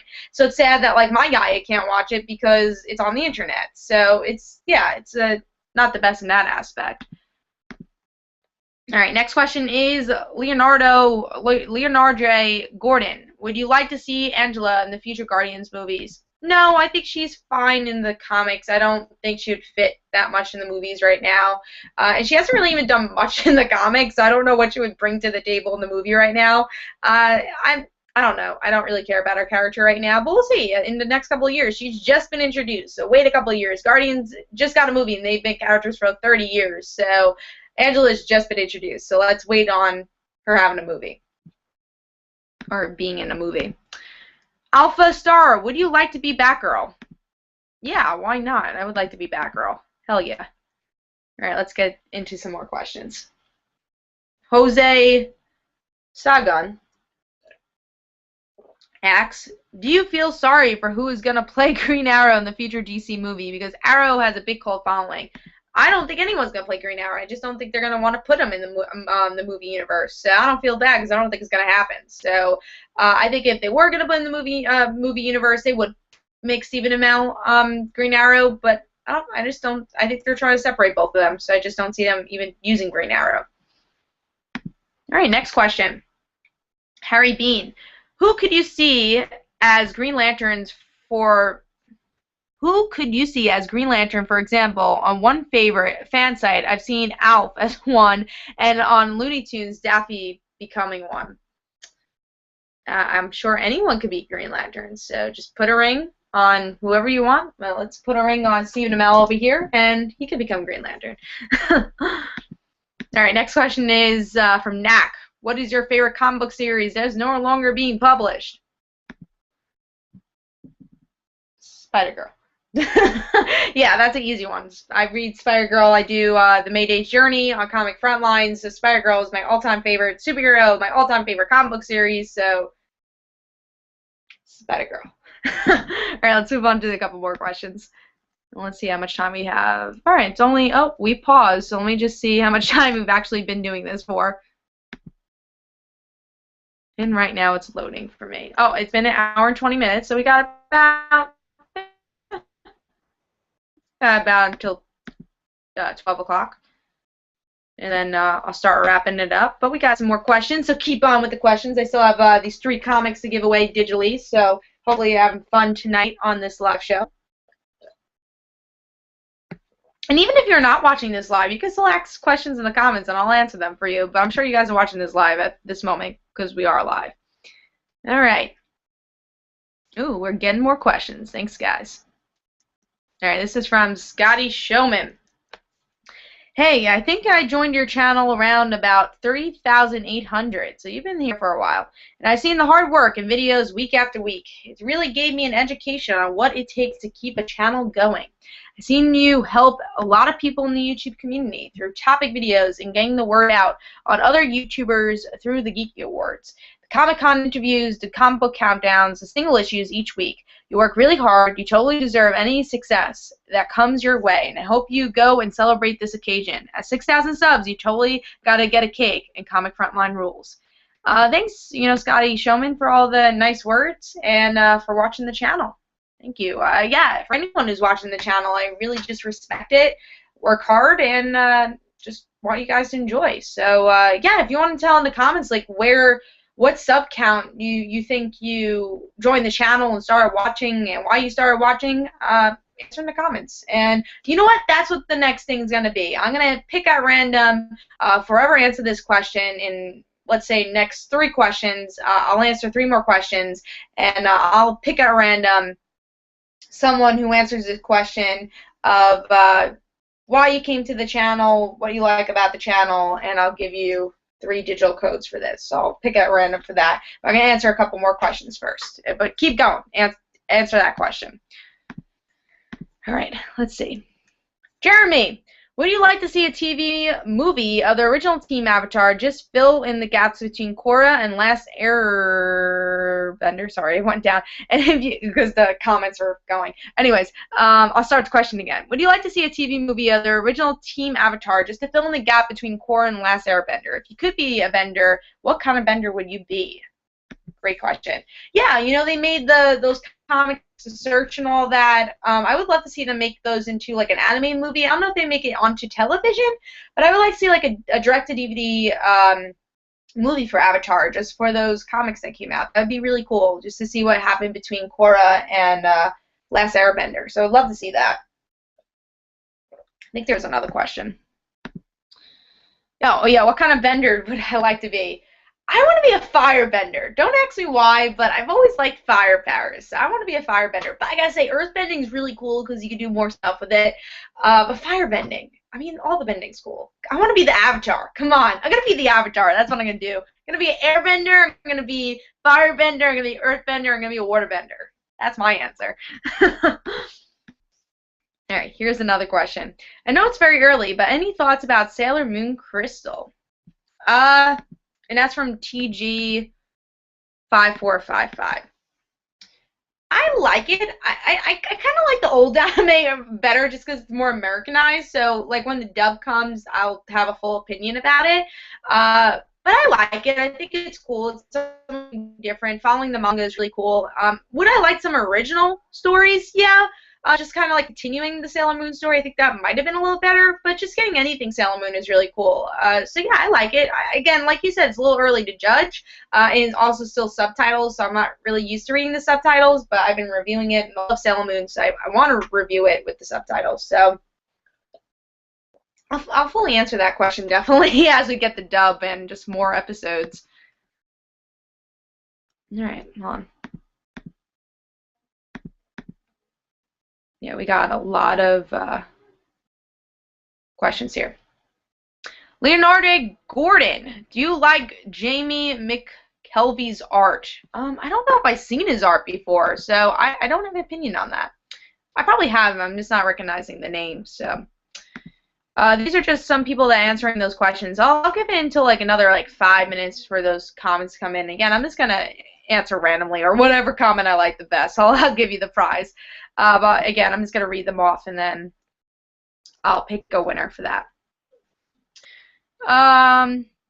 So Jeremy Reviews says, "Hey Comic Uno, just joined. Congrats on the subs. Thank you very much. Nathan Banks, this is a question. What do you think about the Fantastic Four reboot movie coming out, and do you think we see a trailer or teaser soon? Comic-Con was perfect place for them to make noise, but they didn't." I'm going to answer half of that because I did answer about the Fantastic Four movie earlier in the show, so just watch the show after it's live and you can see my question because I don't want to repeat answers. But yeah, I think Comic-Con, they should have showed some teaser trailer just because it's coming out, next year? They should have showed something just like Ant-Man and all those movies were doing it. Fantastic Four should have made more of a name, like you said, more of a voice there. So yeah, I think it was a shame that they didn't do that. All right, let's move on to the next question or next comment. Jeremy Review said, "I watched on my old account 2 years ago. Thank you for sticking around for 2 years. I hope you've been enjoying the channel growing." All right, next is from Gianni Montaro. Again, the question that you guys could get these 3 things is why you watch my channel, how long you've been watching it, and you get these 3 digital codes. And again, I'm just going to pick out random who's going to get those codes. Next, yeah, Gianni said, "I started at 3,900. I always liked your review on things happening in comics." Thank you very much. I'm glad you, again, stuck around for so long. I think around 4,000. I was, it's around March, I think? So you've been here for a couple months. Thanks for, it's so crazy that it was March when I had 4,000 subscribers. It's crazy how much the channel has grown. All right, we're definitely getting more comments, so keep those going. This is Jay, and don't include me in this contest, but I would like to answer the question. Of course, Jay, because Jay, if you don't know Jay, he has all these comics already, so I won't include him in the contest, but I will read the comment. I came to your channel for your Smallville reviews and stayed for them, and the comic reviews you gave a unique view on both. Well, thank you, Jay, for that was a long time ago. So, of course, I've actually gotten to know Jay because of the comments. So it's really cool. We got to meet each other through through our videos. So it's really awesome. And now I'm great friends with Jay. We're all work at Comic Frontline. We have a podcast together. So it's great to see that. So yeah, again, this journey has been crazy. All right, let's see. More answers and questions. Yeah, it doesn't seem like I'm getting more answers for my question. Nope, I'm getting more. Never mind. So keep going with those answers again. I'm just gonna answer as many questions as possible. Again, why did you come to my channel? And then I will, give you those digital codes, whoever I choose. All right, here's another question. Red Wolf 316. Have you ever watched the original Sailor Moon? Yeah, hell yeah. That's why I review Sailor Moon Crystal. I love the original Sailor Moon. It's actually a fun story. I'm going to answer it. I watched Sailor Moon. Like, I had the VHS tapes. Like, we taped it. I remember going through the taped things, and I also had, like, a regular VHS tape I guess I bought a long time ago of, like, 5 Sailor Moon episodes when they used to do that. So I was looking through it, and I was like, oh, cool, like, what the hell is this show? I didn't really remember it when I was looking through it, but I did watch it as a kid. I'm like, oh, my God, it's Sailor Moon. I totally remember this. My brother actually reminded me about the show. And I remember I used to watch it, like, every day after school, but, like, kind of lost my memory. And then around freshman year, sophomore year of high school, I rewatched it all with one of my friends, Luke, who also likes Sailor Moon, and we both rewatched it, and we just became humongous Sailor Moon fans from that. But yeah, I watched it as a kid, and then just kind of reminded myself from it, 5 years ago. So it's interesting to see that. Good question. All right, let me see if we're getting more answers for. Yeah, so again, more answers for why you came to this channel and what you liked about it and all that, and I'll pick who gets those comics. Jeremy reviews. I just came home from Guardians of the Galaxy. I had low expectations considering I only read 2 of the Marvel Now issues. What were your expectations and overall your reaction to the movie? Reaction to the movie, you should check out my Guardians of the Galaxy review. I'm not going to tell you my thoughts here. But expectations, I didn't have low expectations at all. I thought it was just going to be like a solid movie. I was like, I enjoyed it, whatever. I didn't expect to like it as much as I did. I think they did so much of just the cosmic Marvel Universe, or just the Marvel Universe, like big names that they threw into the movie. And I'm not spoiling anything because I don't know who hasn't seen the movie here, so I'm trying not to say anything. But yeah, I thought I really enjoyed it. I think I enjoyed it more than I expected, but I didn't have low expectations for the movie. Alright, next is Mr. J's Comic Reviews. I joined a little before 300 subs. You and Mike Spireslayer were 2 of the first comic reviewers I started watching, and a comic fan, it seemed like a lot of fun. So I've got to say thanks and great job.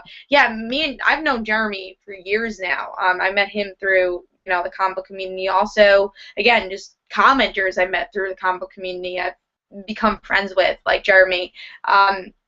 I can't believe you've been here since 300 subscribers. That's since my, I say, like, senior year of high school. So it's been like 3 years or so, 3 or 4 years. That's really cool. Yeah, so that is awesome. You know what, Jeremy? I think that's really cool that you've been here for so long. So I'm going to give you the codes. I think being here since 300 subscribers, I'm going to give you these 3 comics. The comic codes. So you're going to get Amazing Spider-Man issue 4, digital code. You get all new, you're going to get Guardians of the Galaxy issue 17, digital codes. You're going to get all new Dupe issue 4, digital codes. So you're going to get those 3. I think that's really cool. You've been here for so long. So I'll give you that. I'm going to write your name down. I'm going to put you as Jeremy Spidey. Amazing Spider-Man already, but cool. So that answers for that. But if you guys want to keep going, even though the prizes are not there, you could say why you came to the channel anyways. Just for being here. For 5,000 subscribers, you want to tell your story, you can. Sorry, I was just picking up the comics. Okay, so let's move on to some more questions. Jay, given the Salem and Crystal being out there, what other classic shows would you like to see rebooted in that fashion? That's a good question. So it'd have to be a cartoon. Honestly, I would like to see Pokemon because like they have a really great animation for Pokemon. Because Pokemon came out like probably the same time as Sailor Moon, like early '90s.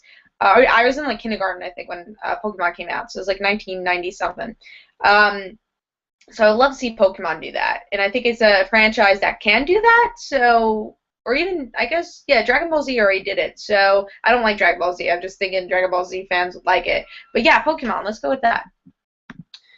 Next question, Sonic the Hedgehog. Do you believe Spider-Man works best as a TV series due to how huge the mythos is?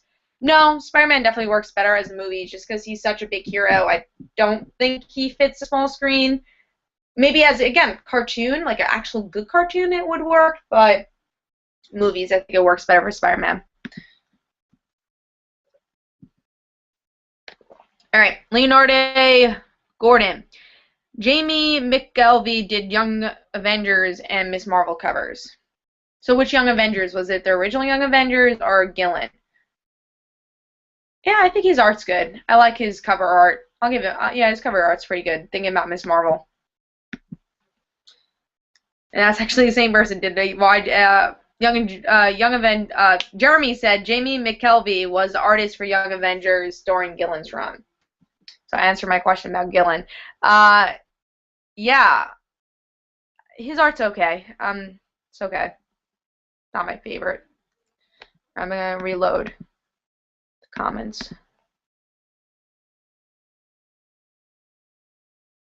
All right. So next this is the comment from the contest. I subbed to your channel thanks to Black Critic Guy's movie Warfare episode when you were on there as a guest star by the Batman 1.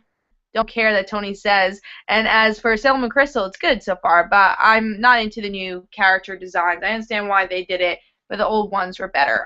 Yeah, Black Critic Guy actually became friends with through the Geeky Awards. That was awesome, and through Joe also. And Joe from Agree to Disagree became friends with Tony through the Geeky Awards. So it's really cool how things connect on YouTube. But thank you for watching that show, and thanks for subscribing after. That's really cool. I know that Tony's a big anime guy, so I'm glad you're enjoying the little anime I do on my channel. All right, let's move on to the next one. Sonic the Hedgehog. Who do you want to write for Spider-Man graphic novels and miniseries? Tom DeFalco. Wouldn't you want to see Tom DeFalco return to Spider-Man? I would love that. Yeah, Tom DeFalco. Easy. Next, Sonic the Hedgehog. Ever read Ultraverse or Definite or New Universe or Continuity Comics? None of them. I haven't read any of those. SAS Mission. Sorry to be late. I was napping and not expecting this video. I've been here since YJ, maybe longer. The biggest thing for me, us helping you discover new TV shows, movies, and YouTubers. How many ways can I do that? Yeah, thanks, SAS Mission. That's been a long time too since Young Justice. It's been years. I know you've been a fan for a while. I've seen your name in the comments a lot. Thank you everyone who comments. It really is, that actually allows me to know you guys. It's the first time we start that. When you guys comment, I get to know your names and I not put a face to the name, but really get to know your ideas. So I love when people comment. That's really, again, that's how I get to know a lot of people's names. I have known a lot of people's names because of that, or like Twitter or Facebook. So please do more of that. That way I can get to know the people that view my videos. But yeah, for people who want to recommend movies and TV shows, watch Media Madness. Recommend topics for that, or recommend topic videos. Do that, and that's the best way to recommend things like that. All right, next question is TJ545. Any memories of Sam Raimi's Spider-Man movies? Yeah, I watched the 2001 Sam Raimi's movies came out, and I think that was the first superhero movie I've seen in movie theaters. That was definitely the first superhero movie. Because it's like PG-13. I was like in first grade when I saw it. I know, guys, I'm young. I get that a lot on Comic Frontlines. Oh, Kat's always so young.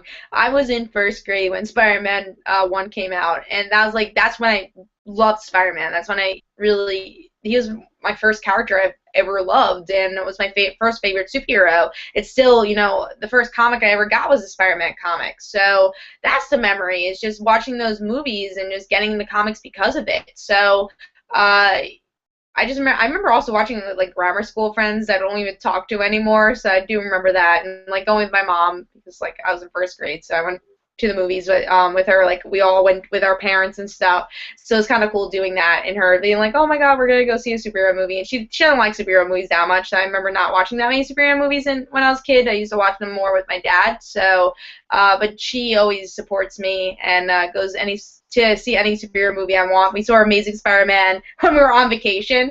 I remember it came out, and my family's very supportive of my comic books and just my YouTube stuff. So they're like, all right, we went to Disney that year. We go to Disney a lot. We're big Disney World fans and Disney fans in general. So we went to Disney, and they have like an AMC in downtown Disney. So I said right straight through, I'm like, I want to see 3D Amazing Spider-Man. We got to go during this vacation. We went opening weekend, and we saw Amazing Spider-Man. So that's not a Sam Raimi memory, but that's more of a Andrew Garfield memory. But it just shows how supportive my family really is for all this. And, my family is so supportive, and, I love that. So I got to thank them also for my 5,000 subscribers and my friends that, put up with all this too. So it's really awesome. So that's kind of a memory going into a tangent. All right, let's go and move into the next questions. And again, you could still answer how you came to my channel and all that. It seems like you guys are, so you guys could totally do that, even though the comics are given away already. Oh, we got a lot of questions here, so I'm very excited to answer all these. All right, next question, or next comment is Leonardo Gordon. I love your channel and sub because you're consistent with your content, and just like you, I love female characters. I'm just happy to see someone that appreciates them. Yeah, I'm going to talk about this a little bit towards the end of this, but once my comic book comes out, I really hope you guys enjoy it because it's very female character-driven. So I'll talk more about that. Should have been the freaking question. What the name of my comic book's going to be. Don't have any more comics to give away. Oh well, if you guys want to answer anyways in the comments, what's the name of my comic book going to be? I already announced it, but made a tweet about it today too.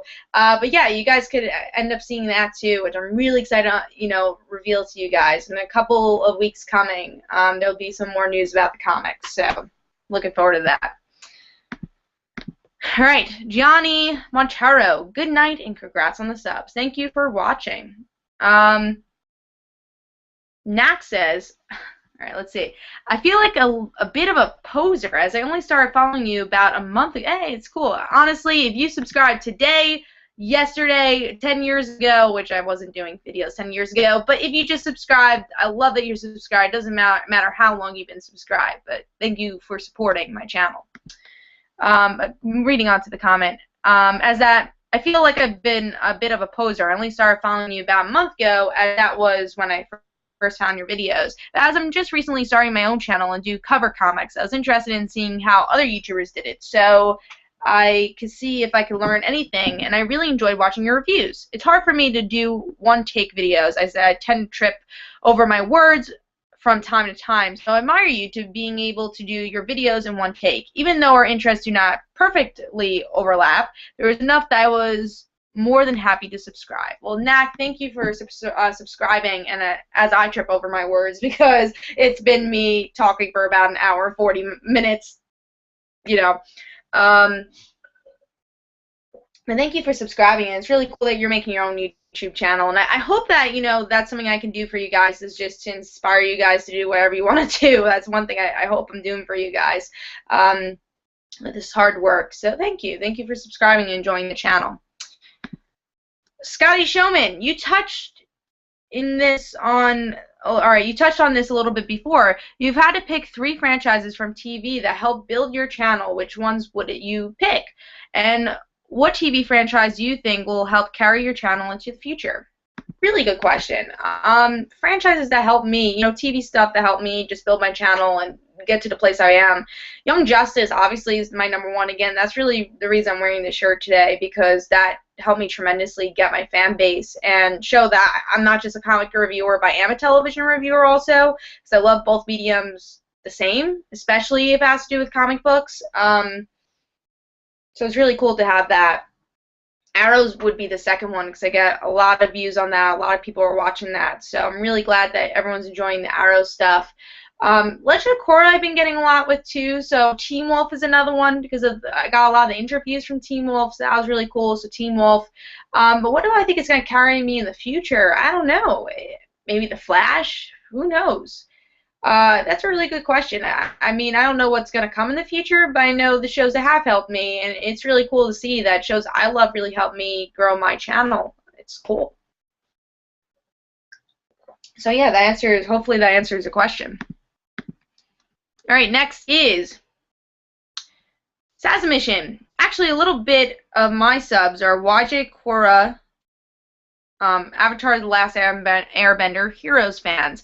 That got me into reviewers, and they got me into My Little Pony. But before you and others, I was a bug in TGW, I think the guy who wears the glasses or whatever it's called, a different reviewer group. That far, that was Let's Play. Alright, so he's just telling a little bit about his YouTube past. So, awesome. Glad that you got into the YouTube community, though. CO397, are you going to pick up Charmed Season 10 Issue 1? Maybe. I think I might. You know, I've been getting more into Zenoscope, and I've watched all the episodes of Charmed. I haven't followed Season 9, so I don't know if I'm going to get Season 10, but I might. We'll see. Gotta see. I am a Charmed fan. I've read all the Charmed books. And I just say that. I'm sorry. I meant I've watched all the Charmed episodes. I've not read all the Charmed books. Oh, cool. I'm getting a lot more comments here, so let's go. Okay, sorry, I had the comments moves. I had to look for my spot again. Saz mission. Okay, I don't know what that means, so I'm just gonna skip that. Comic book fan. 1992. What was one thing you didn't like about Amazing Spider-Man 2? What did I like about Amazing Spider-Man 2 would be the better question. I didn't like how I felt the characters were very forced, especially the villains. I felt like Green Goblin was a very forced villain into the movie, and Gwen Stacy dying felt so out of place. It just felt like she died just because they wanted that. It didn't feel organic to me. Electro's motives didn't feel great. I don't know. I just expected a lot more to it, and it just felt really flat. The action scenes with the electricity, I don't think really worked that well. Yeah, I didn't like it that much. Alright, Philly Superman, Jay. Jim Chung was the artist on the original and good Young Avengers series. Yes, I do remember that. I didn't know who did the cover art, but yeah, Jim Chung did the original YA series. It was great. Red Wolf 316. Hey, I love your Young Justice t-shirt. Which reminds me, what do you think of Young Justice? And do you think DC will ever bring back Young Justice for Season 3? Now, as a Young Justice fan, as someone who's reviewed Young Justice for a lot of episodes, I actually did not review every episode, but I reviewed a lot of the episodes. I would love to see it as Season 3. Go check out Life After Young Justice. Really check out that whole entire live show where we had the show with Greg Wiseman. That was a great show. And just talks a lot about what we would like to see and what we loved about Young Justice. So I recommend that show. All right, let's go in the next one. Comic book fan, 1992. Should be a better Spider-Man cartoon. What should be a better Spider-Man cartoon? Kind of expand on that question. Okay, Cheshire 1501. I'm not getting the live chat. What? Try reloading. I want you to get the live chat. I hope you're watching. I am awake, Iffy. What are your thoughts on the DC is the question? He's a cool character. He's not one of my favorite characters ever, but I think he's a really cool, mysterious character, and I think we should see more of him in the New 52. Yeah, he should be a character that's highlighted. So, yeah, he's cool. Jay, okay, you cannot pick a creative team that you did any of her titles, but who would your dream writer and artist be? No holds bar, anyone is fair game. So I have a feeling that Jay means you can't pick any Spider-Girl characters, or Spider-Girl creative teams. I would love to see. It's a good one. I don't know. I feel like all the creative teams have kind of been like done. Oh, maybe Francis Manipool with Dan Slott. Wouldn't that be interesting to see like a Spider-Man Francis Manipool thing? Yeah, let's go with that. Francis Manipool on like Spider-Man with Dan Slott. Just this is like a really weird creative team. All right, let's move on to the next one. Rayo comic book. If superpowers ever existed, what kind of power do you want? And whom would you like to team up with other than Spider-Man? Oh, congrats on 5,000. Thank you. So, if superpowers ever exist, what kind of power do you want? Who do you like to... Okay, so, well, if superpowers ever existed, and let's say superheroes existed too, I would like to team up with Spider-Girl. There, I beat you there. I didn't team up with Spider-Man. I teamed up with Spider-Girl. But no, I would like to team up with Miss Marvel or Stephanie Brown, like a fun superhero. I don't want like Batman brooding on me. Like I don't want that. I want to have fun. Superpower. Let's have super strength. I would really like to see that. I always would say I want to fly just because like that would be like more realistic, or not even more realistic, but more realistic if I didn't want to be a superhero and I can use it. But I'm afraid of heights, so every single time I think about that, doesn't quite work out. So I would like to fly. Don't think it's going to happen, though. Maybe I wouldn't be afraid of heights if I could fly. So, flying. Let's go with that. All right. Let's see. Next question is from Steel Carter. Hey, Kat, I really like your channel. Anyway, I noticed that you love Batman Assault on Arkham. I didn't love Batman Assault on Arkham. I thought it was a solid movie, but I did like it a lot. Did you think the females represented in the movie, mainly Harley Quinn and Killer Frost, were over-sexualized? If yes or no, please elaborate. Yeah, they were. I don't think it was a very strong female movie. I mean, I thought it was a good movie just as a DC animated movie for recent years. I think it was a well-told movie. The characters were pretty good. But yeah, Harley was totally over-sexualized. They used her old costume with the hat thing, but they, showed her stomach. It was weird. It was. Killer Frost, she wasn't too over-sexualized, but yeah, they were pretty over-sexualized in that movie. All right, next question is, Jeremy, if you could date a fictional character, who would it be? It could be from comics, TV, or movie. Oh, that's a good one. Even though I do like Mako, not to date him because he's a horrible person to date. I do like how he looks in animation. I think he's a pretty cute character, but I don't think I would ever want to date him because he's a horrible. So someone I would never want to date is Mako. Who would I want? Superboy from Young Justice. I think he's a charming person. He has a lot of dimensions. I'm gonna go with Superboy. I would like to date Superboy. Tim Drake, I would go with no because I think he's very difficult to date. Trying to think, it was like any TV show. Max from Roswell, hell yeah. Jason Beer. Not Oliver, even though like Stephen Amell is awesome. I wouldn't want Oliver. Maybe like Stephen Amell if he wasn't married. Yeah, so those are kind of some of the characters I would like to date. It's kind of hard because all TV, especially superhero characters, are always out. They're never great boyfriends, so it's a little hard for superhero characters. Okay, so let's go to the next one.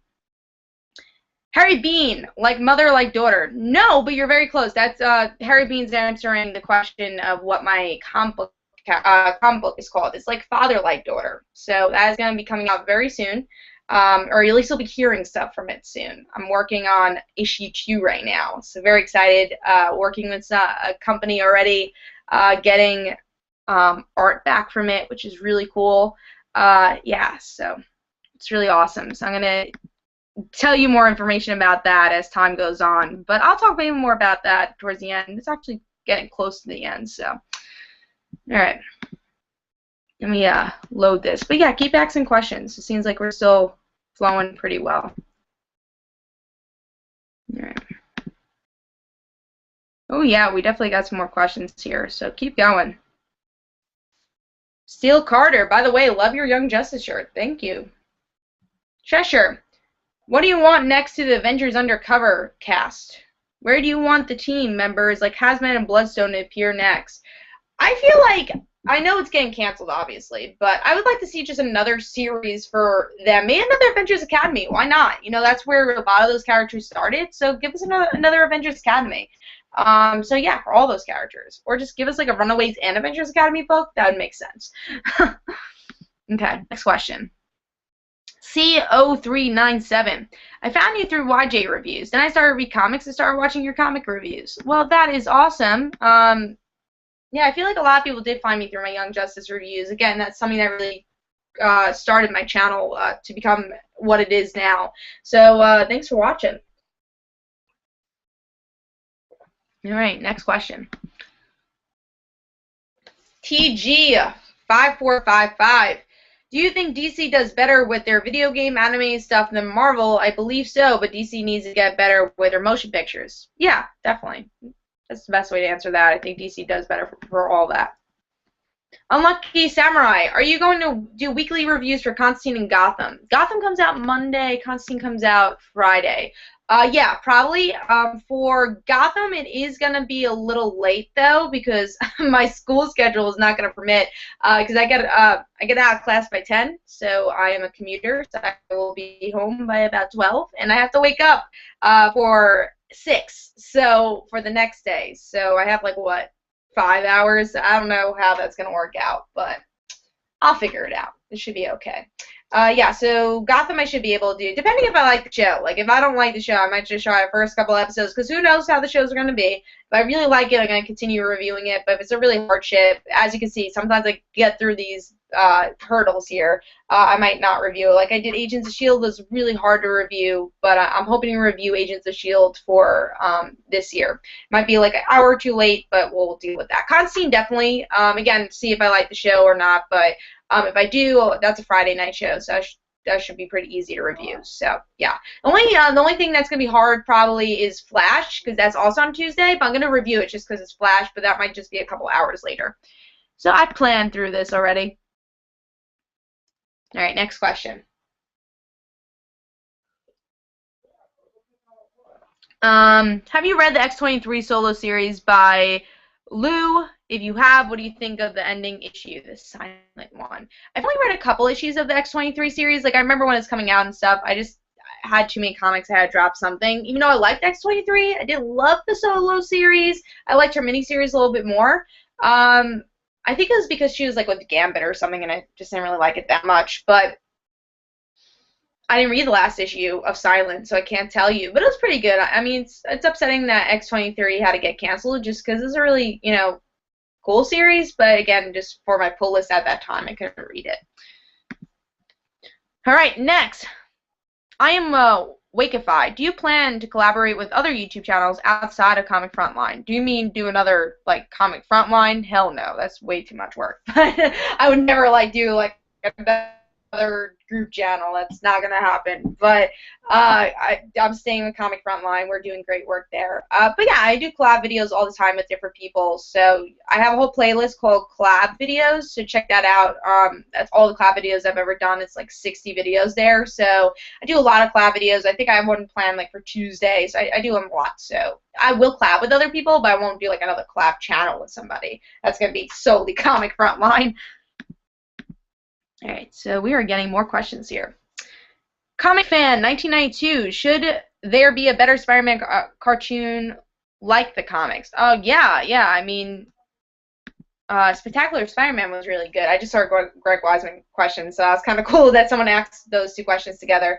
But yeah, Spectacular Spider-Man was cool. The 90s cartoon was cool. But I would like to really see a really good Spider-Man cartoon currently. I don't think we're going to get that with the direction Marvel is going, but I would love to see that. Yeah, totally. All right, next question. Still Carter. That reminds me, how did you acquire that interview with Greg Weisman? And even though I did win a few comics, I didn't get them because I already had them. Anyway, thanks again for selecting my question for that interview. Oh, yeah, for the whole Life After Young Justice. I'm glad that you enjoyed it. How did I acquire it?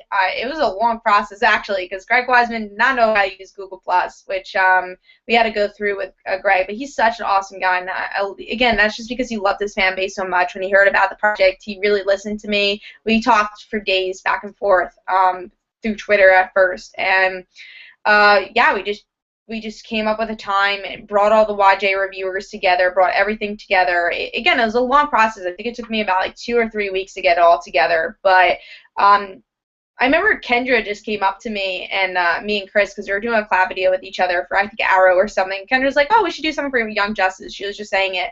And I was like, yeah, we should do something for Young Justice. So I was like, why don't we do a Life After Young Justice thing where we bring the YJ reviewers together and do a show. And then Kendra and Chris were like, yeah, let's do this. And then I had the idea, why not fight Greg Wiseman? Let's try this. And it just all came together, and it's such a fun show. And again, just one of my fondest memories. And I'm glad that people in the comments still remember it, so I still watch it. So thanks, guys. It's really cool.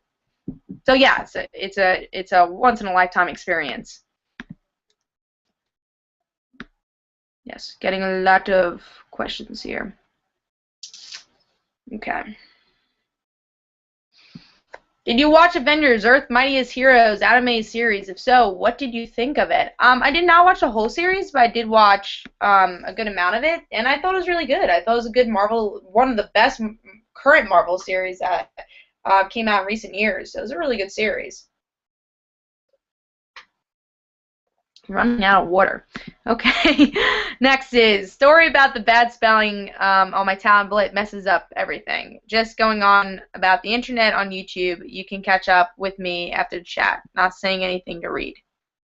Oh, sorry. I read it.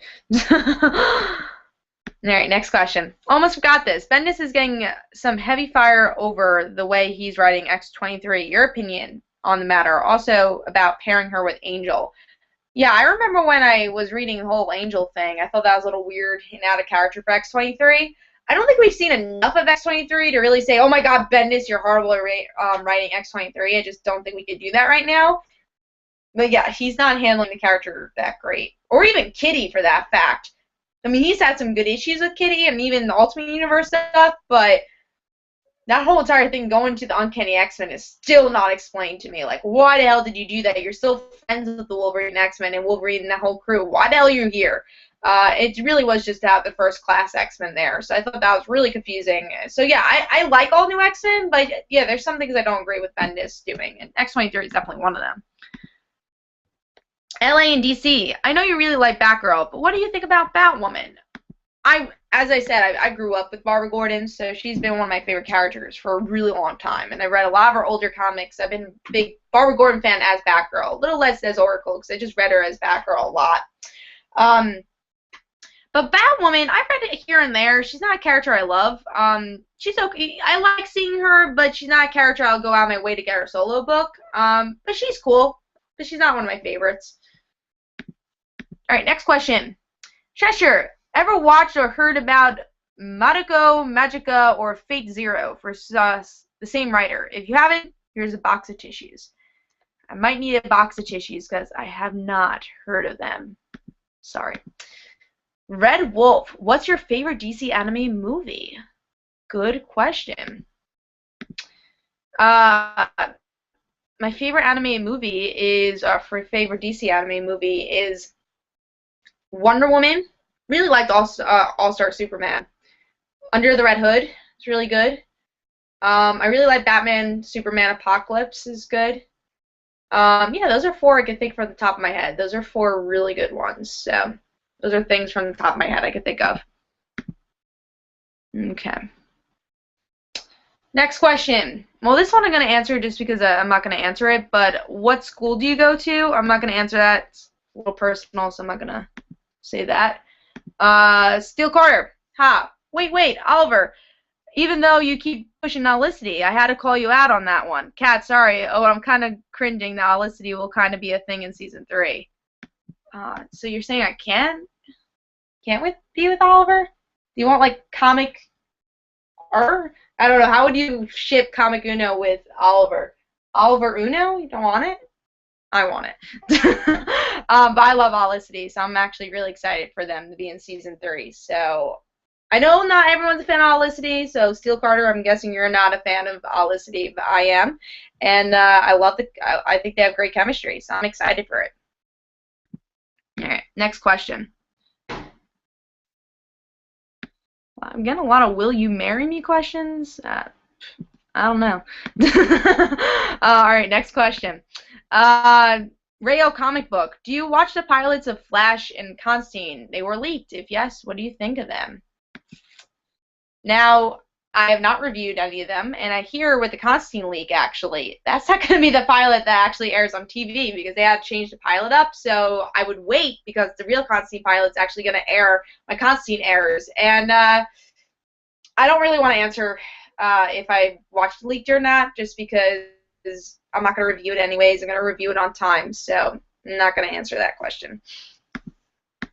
So it'll always be a mystery. All right, here's some more questions we got here. I'm going to update here. Oh, yeah, we got some more questions. All right, Rabbit Ears blog. I'm just going to keep going. It seems like you guys are, yeah, I'll keep going for a little while. We got some time. Congrats on 5,000 subscribers. Here are my questions. 1. What combo character do you want the Marvel Cinematic Universe to tackle next? Captain Marvel. Yeah, I've talked about this a little bit before during the show. I'm going to go with Captain Marvel. If you want more explanation, go back after it's live. 2. Do you think that Wonder Woman movie should have come out before Justice League movie? I think DC is just trying to be a little bit different from Marvel, so if they want to go Justice League first and then do their solo movies, I guess that's okay. I just want them all to be good. That's really my only thing. I don't really care when they come out. I just want to be good movies. So I think we all know who Wonder Woman is, even though I think less people know her origin. I think they know who she is, so I think it's okay not having the origin story first. I would love to see it first, but I just want these movies to be good. That's it. Next question. Who's your favorite Marvel with DC villain? I also answered that earlier during the show, so go back, and I just don't want to repeat questions, so I did answer that. All right, let's go to Scotty Showman. Sticking with the like father, like daughter theme, I think I remember seeing a video of yours where you said your dad plays video games with you. That's pretty cool. You also mentioned your dad got you into comics. How did your dad influence your love of comics? And Red Wolf actually kind of asked the same questions. I'm going to put these two together. How did you get into comics? Yeah, I mean, like Father, Like Daughter, it's not really based on my dad. It literally just a title for the book because there's stuff that goes on that I don't want to totally spoil. But yeah, the book's not really based on anything that happens in real life. But yeah, going back to the whole dad thing. Yeah, me and my dad, we used to play like Pokemon Stadium all the time together, so I love doing that with him. He doesn't play as many video games now. I don't even play as many video games now, but I do a lot of things with my dad, like superhero stuff. We would go see Thor Dark World with him. We go Comic-Con, every New York Comic-Con. On Sunday, I'll go with my dad. That has always been a tradition. I've been going to New York Comic-Con since 2008, and I've always gone with my dad, so every Sunday, I've always gone with my dad on Sunday, so every Sunday I go with my dad to New York Comic Con. That's always been a tradition because we both love comics. He loves the older stuff. He collects a lot of the DC Silver Age stuff, so it's kind of cool. So that's something. Yeah, so me and my dad, the answer Red Wolf's question, my dad got me into comics. He collected comics when he was a kid, and my grandpa sold them.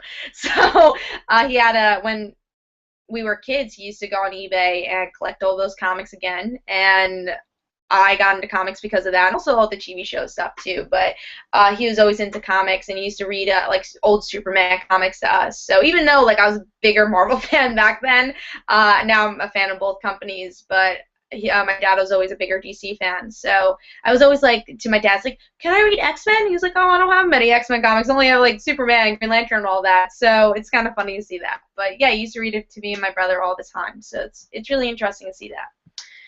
All right, next question.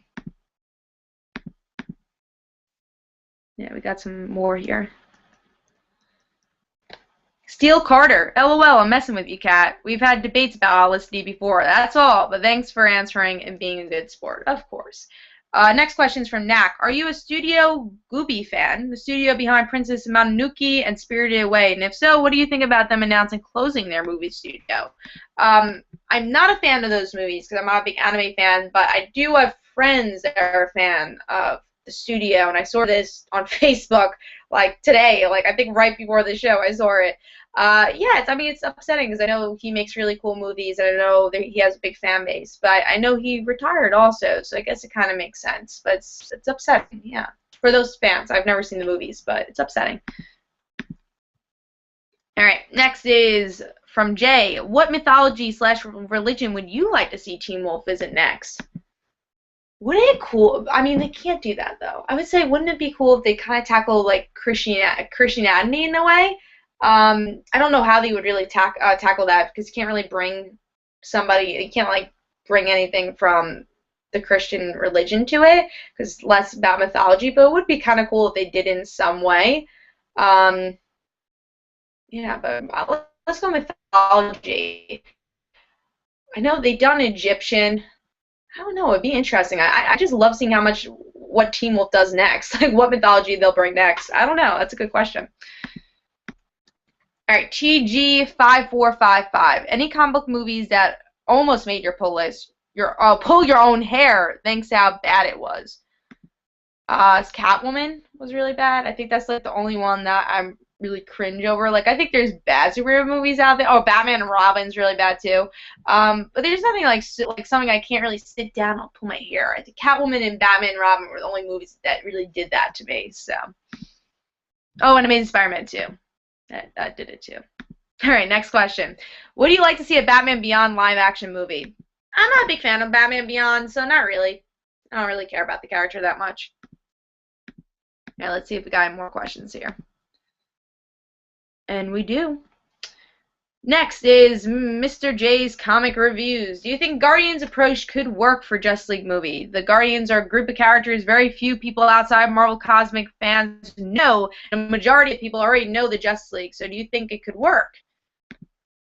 I think that's the direction they're going to go. Will they do it right is the big question. I don't know, because Batman and Superman already knew each other from the Batman vs. Superman movie that we will see. I don't know. I don't know what direction they're going to go with that movie, so we'll see. All right, next question.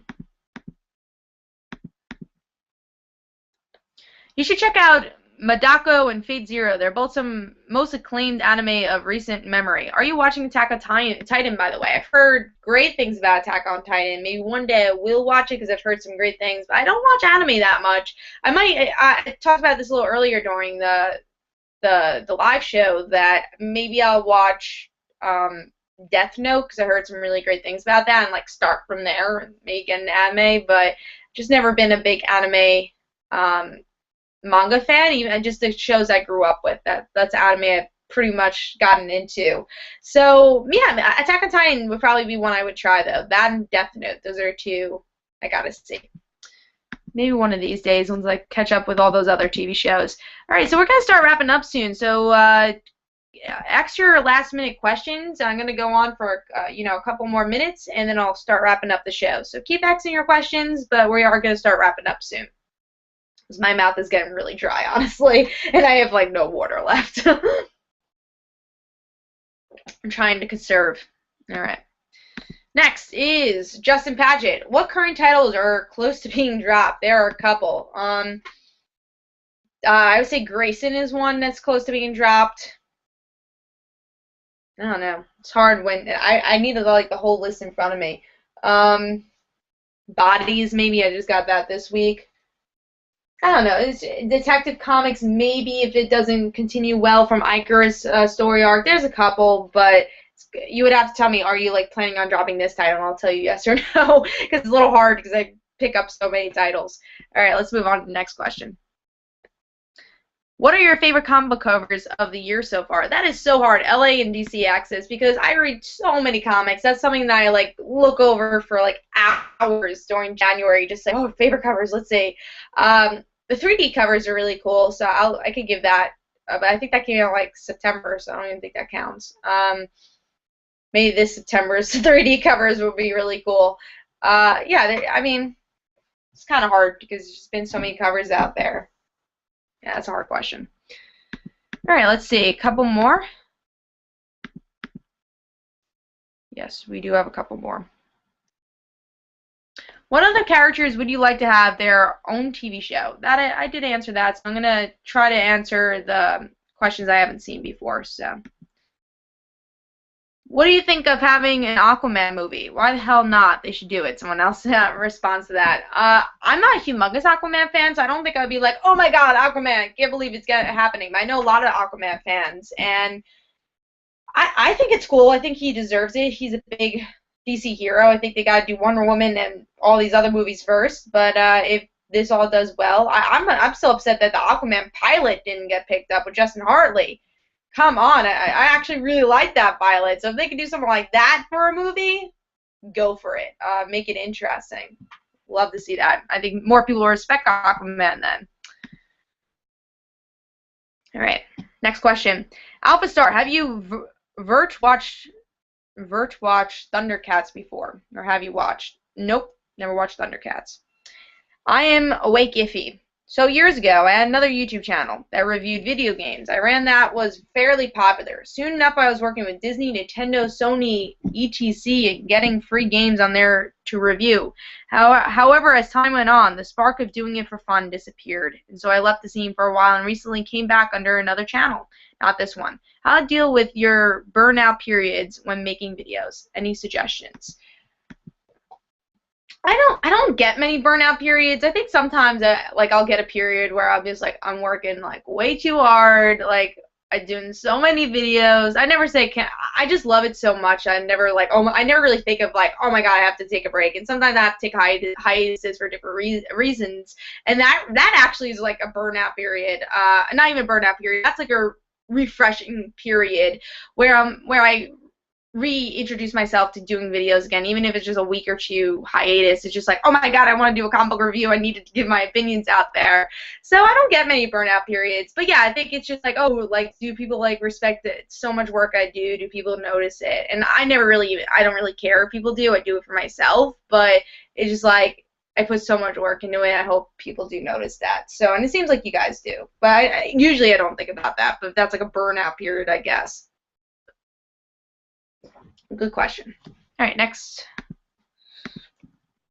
Still Carter. Just a heads up, Death Note's kind of dark. Just watched the first episode. I didn't go beyond that. I was highly recommending Attack on Titan, but I heard Attack on Titan's even darker. I'm okay with dark. Like, I don't mind like horror stuff, so I'm cool with it. And I heard it was very dark anyway, so I might try it one of these days. Again, I don't know anytime soon, but I'm gonna try it one of these days. Gianni, do you like Smallville better than Arrow at this point? Well, Smallville had many seasons. Smallville at season 2, I would say Arrow's better than Smallville at season 2. But my favorite season is Smallville season 5, and we're not up to that for Arrow. So if you ask me this like 8 years later when Arrow's over, I could compare the both of which one I like more, because I love Smallville. It's one of my favorite television shows. But yeah, Smallville at season 2 I don't think is as good as Arrow at season 2. So yeah. All right, let's see if we got any more questions here. Yes, we do. Mac, what are your future goals for your channel? Future goals, just, reviewing as much as possible, learning more about different television shows, reviewing different television shows, comic books, and maybe just getting the word out there. One thing, again, I'm working on is my own comics, so hopefully starting that up. But yeah, just doing what I keep doing and just hoping that people enjoy it, and I get even more people to support the channel. So yeah, it's kind of the goal, just get more people to watch and enjoy what I enjoy. So. All right, next question. And then I'm going to start wrapping things up, so you can ask as many questions as you want, and then I'll say my ending statements, and I'll look at the questions again. So we're getting to the end soon. Mission. It's been a fun knowing you. Hope I can help you find new shows and new people. My playlists and any Google Plus are open for you. Keep up the good work. Awesome. Thank you. Okay. So yeah, I'm going to talk about different things coming out for the channel, thanking everybody, and then I'll go through the last couple of questions, and then we're probably going to end this. But I hope you guys did enjoy. Only because my mouth is getting so dry. I've been talking for 2 hours straight by myself. Not by myself because you guys are watching. But yeah, what's coming up for the channel? Just want to thank you guys again. 5,000 subscribers. I know I'm supposed to do a Comic Frontline video today. Probably going to end up doing that tomorrow afternoon, so look for my Comic Frontline videos tomorrow. Don't worry, I'm not skipping it because I skipped it for San Diego Comic-Con. I don't want to skip it again. So, as you can see, I'm very hardcore with my schedule, so I don't like skipping stuff and doing things late. I get like this good feeling that I'm like, no, I don't want to do anything late. But yeah, so thank you guys for subscribing, watching the show. Even if you're watching this after live, thank you for watching. You ask questions in the comments. I'll try and answer them even if it's after live. And thanks, guys, for supporting the channel. And hopefully I'll do this in the future. When I get 6,000 subscribers or whatever I do next, I'll do something. I do want to talk about the comic book a little bit that I'm making. And, yeah, again, the channel. I will have an announcement towards the end of August about just a little schedule changes, just because, again, my semester's going to start. There's going to be a tad bit of schedule changes. I'll have an update video about that as that gets closer. I'm going to talk a little bit about my comic just because, yeah, that's going to, again, news for that's coming out very soon, and I'm really excited about it, and that's an opportunity that really came up because of my comic reviews, so it's really cool to see that, and I hope you guys enjoy that. It's a story that I've had in my mind for about a year now. It's really awesome. That's coming all together, and I could explore a different route of my love for comics and writing my own stories. So it's really cool to see that. Again, I'll explain more about that as time goes on and the Kickstarter goes on, so hopefully you guys can support that. So let's go to those last couple of questions, and I'll start wrapping up. All right.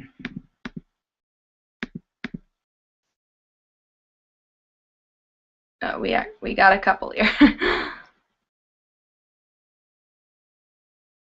All right, here we go. Still Carter, where do you see yourself after graduation? As a freelance writer for both animation and television shows, or maybe a screenwriter or writing novels? I am a communications major, so I really want to work somewhat between in television or comics. I think screenwriting is really where I want to go, or just being in a writing room for television, something I really want, or just working in production for television. So that's definitely a goal for me, just my major. That's where it could really head. Yeah, comic writing, wherever this comic goes, I would love. So, yeah, I mean, I'm also a journalism minor, so I could also do journalism, which I'm kind of doing on this channel, too. So there's definitely different routes I could take. And, you know, whatever opportunities come my way, I'm going to see where they go. All right, let's see some more here. Johnny X, what is your book going to be about? I will explain a little. There's actually a lot that goes on throughout the first issue and throughout this whole series. These characters go on their head. So what you see with this first issue, it just totally turns as the series goes on. But mostly it's about, I'm going to give you like a little premise of it. It's about this girl named Casey who, her father is a superhero, and her father leaves to be a superhero when she was like 7 years old. So everyone loves this superhero named Invulnerable. And so everyone loves him. He's the only superhero in the world. So again, he's a celebrity. He's this awesome guy, but Casey knows the true image of him because he left her to be a full-time superhero. That's all I'm giving away. There's a lot more to it, but that's pretty much the premise of the book, and I'm having a lot of fun writing it. And again, it just, after issue 1, it just goes really deeper. So I think you guys are going to enjoy it. And if you like stuff like Kick-Ass and stuff, I know I'm saying stuff a lot just because I'm really thirsty and I've been talking for 2 hours. But anyways, if you like, not parodies on comics, but if you like to poke fun and be a little bit self-aware, my comic does that a lot because I do have a lot of the comic knowledge behind it.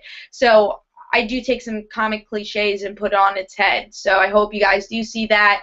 I reference comic book movies. I do a lot of that. So I think you guys will enjoy it as a comic book fan. And me as a comic book fan, I'm really enjoying writing it. So, and I think if you're a female character fan, if you want to see a really strong female character, I hope Casey could be that character for you. So I'm looking forward to you guys hearing a little bit more about it. I can't really reveal any more, but really excited to give you guys more information as the weeks go on.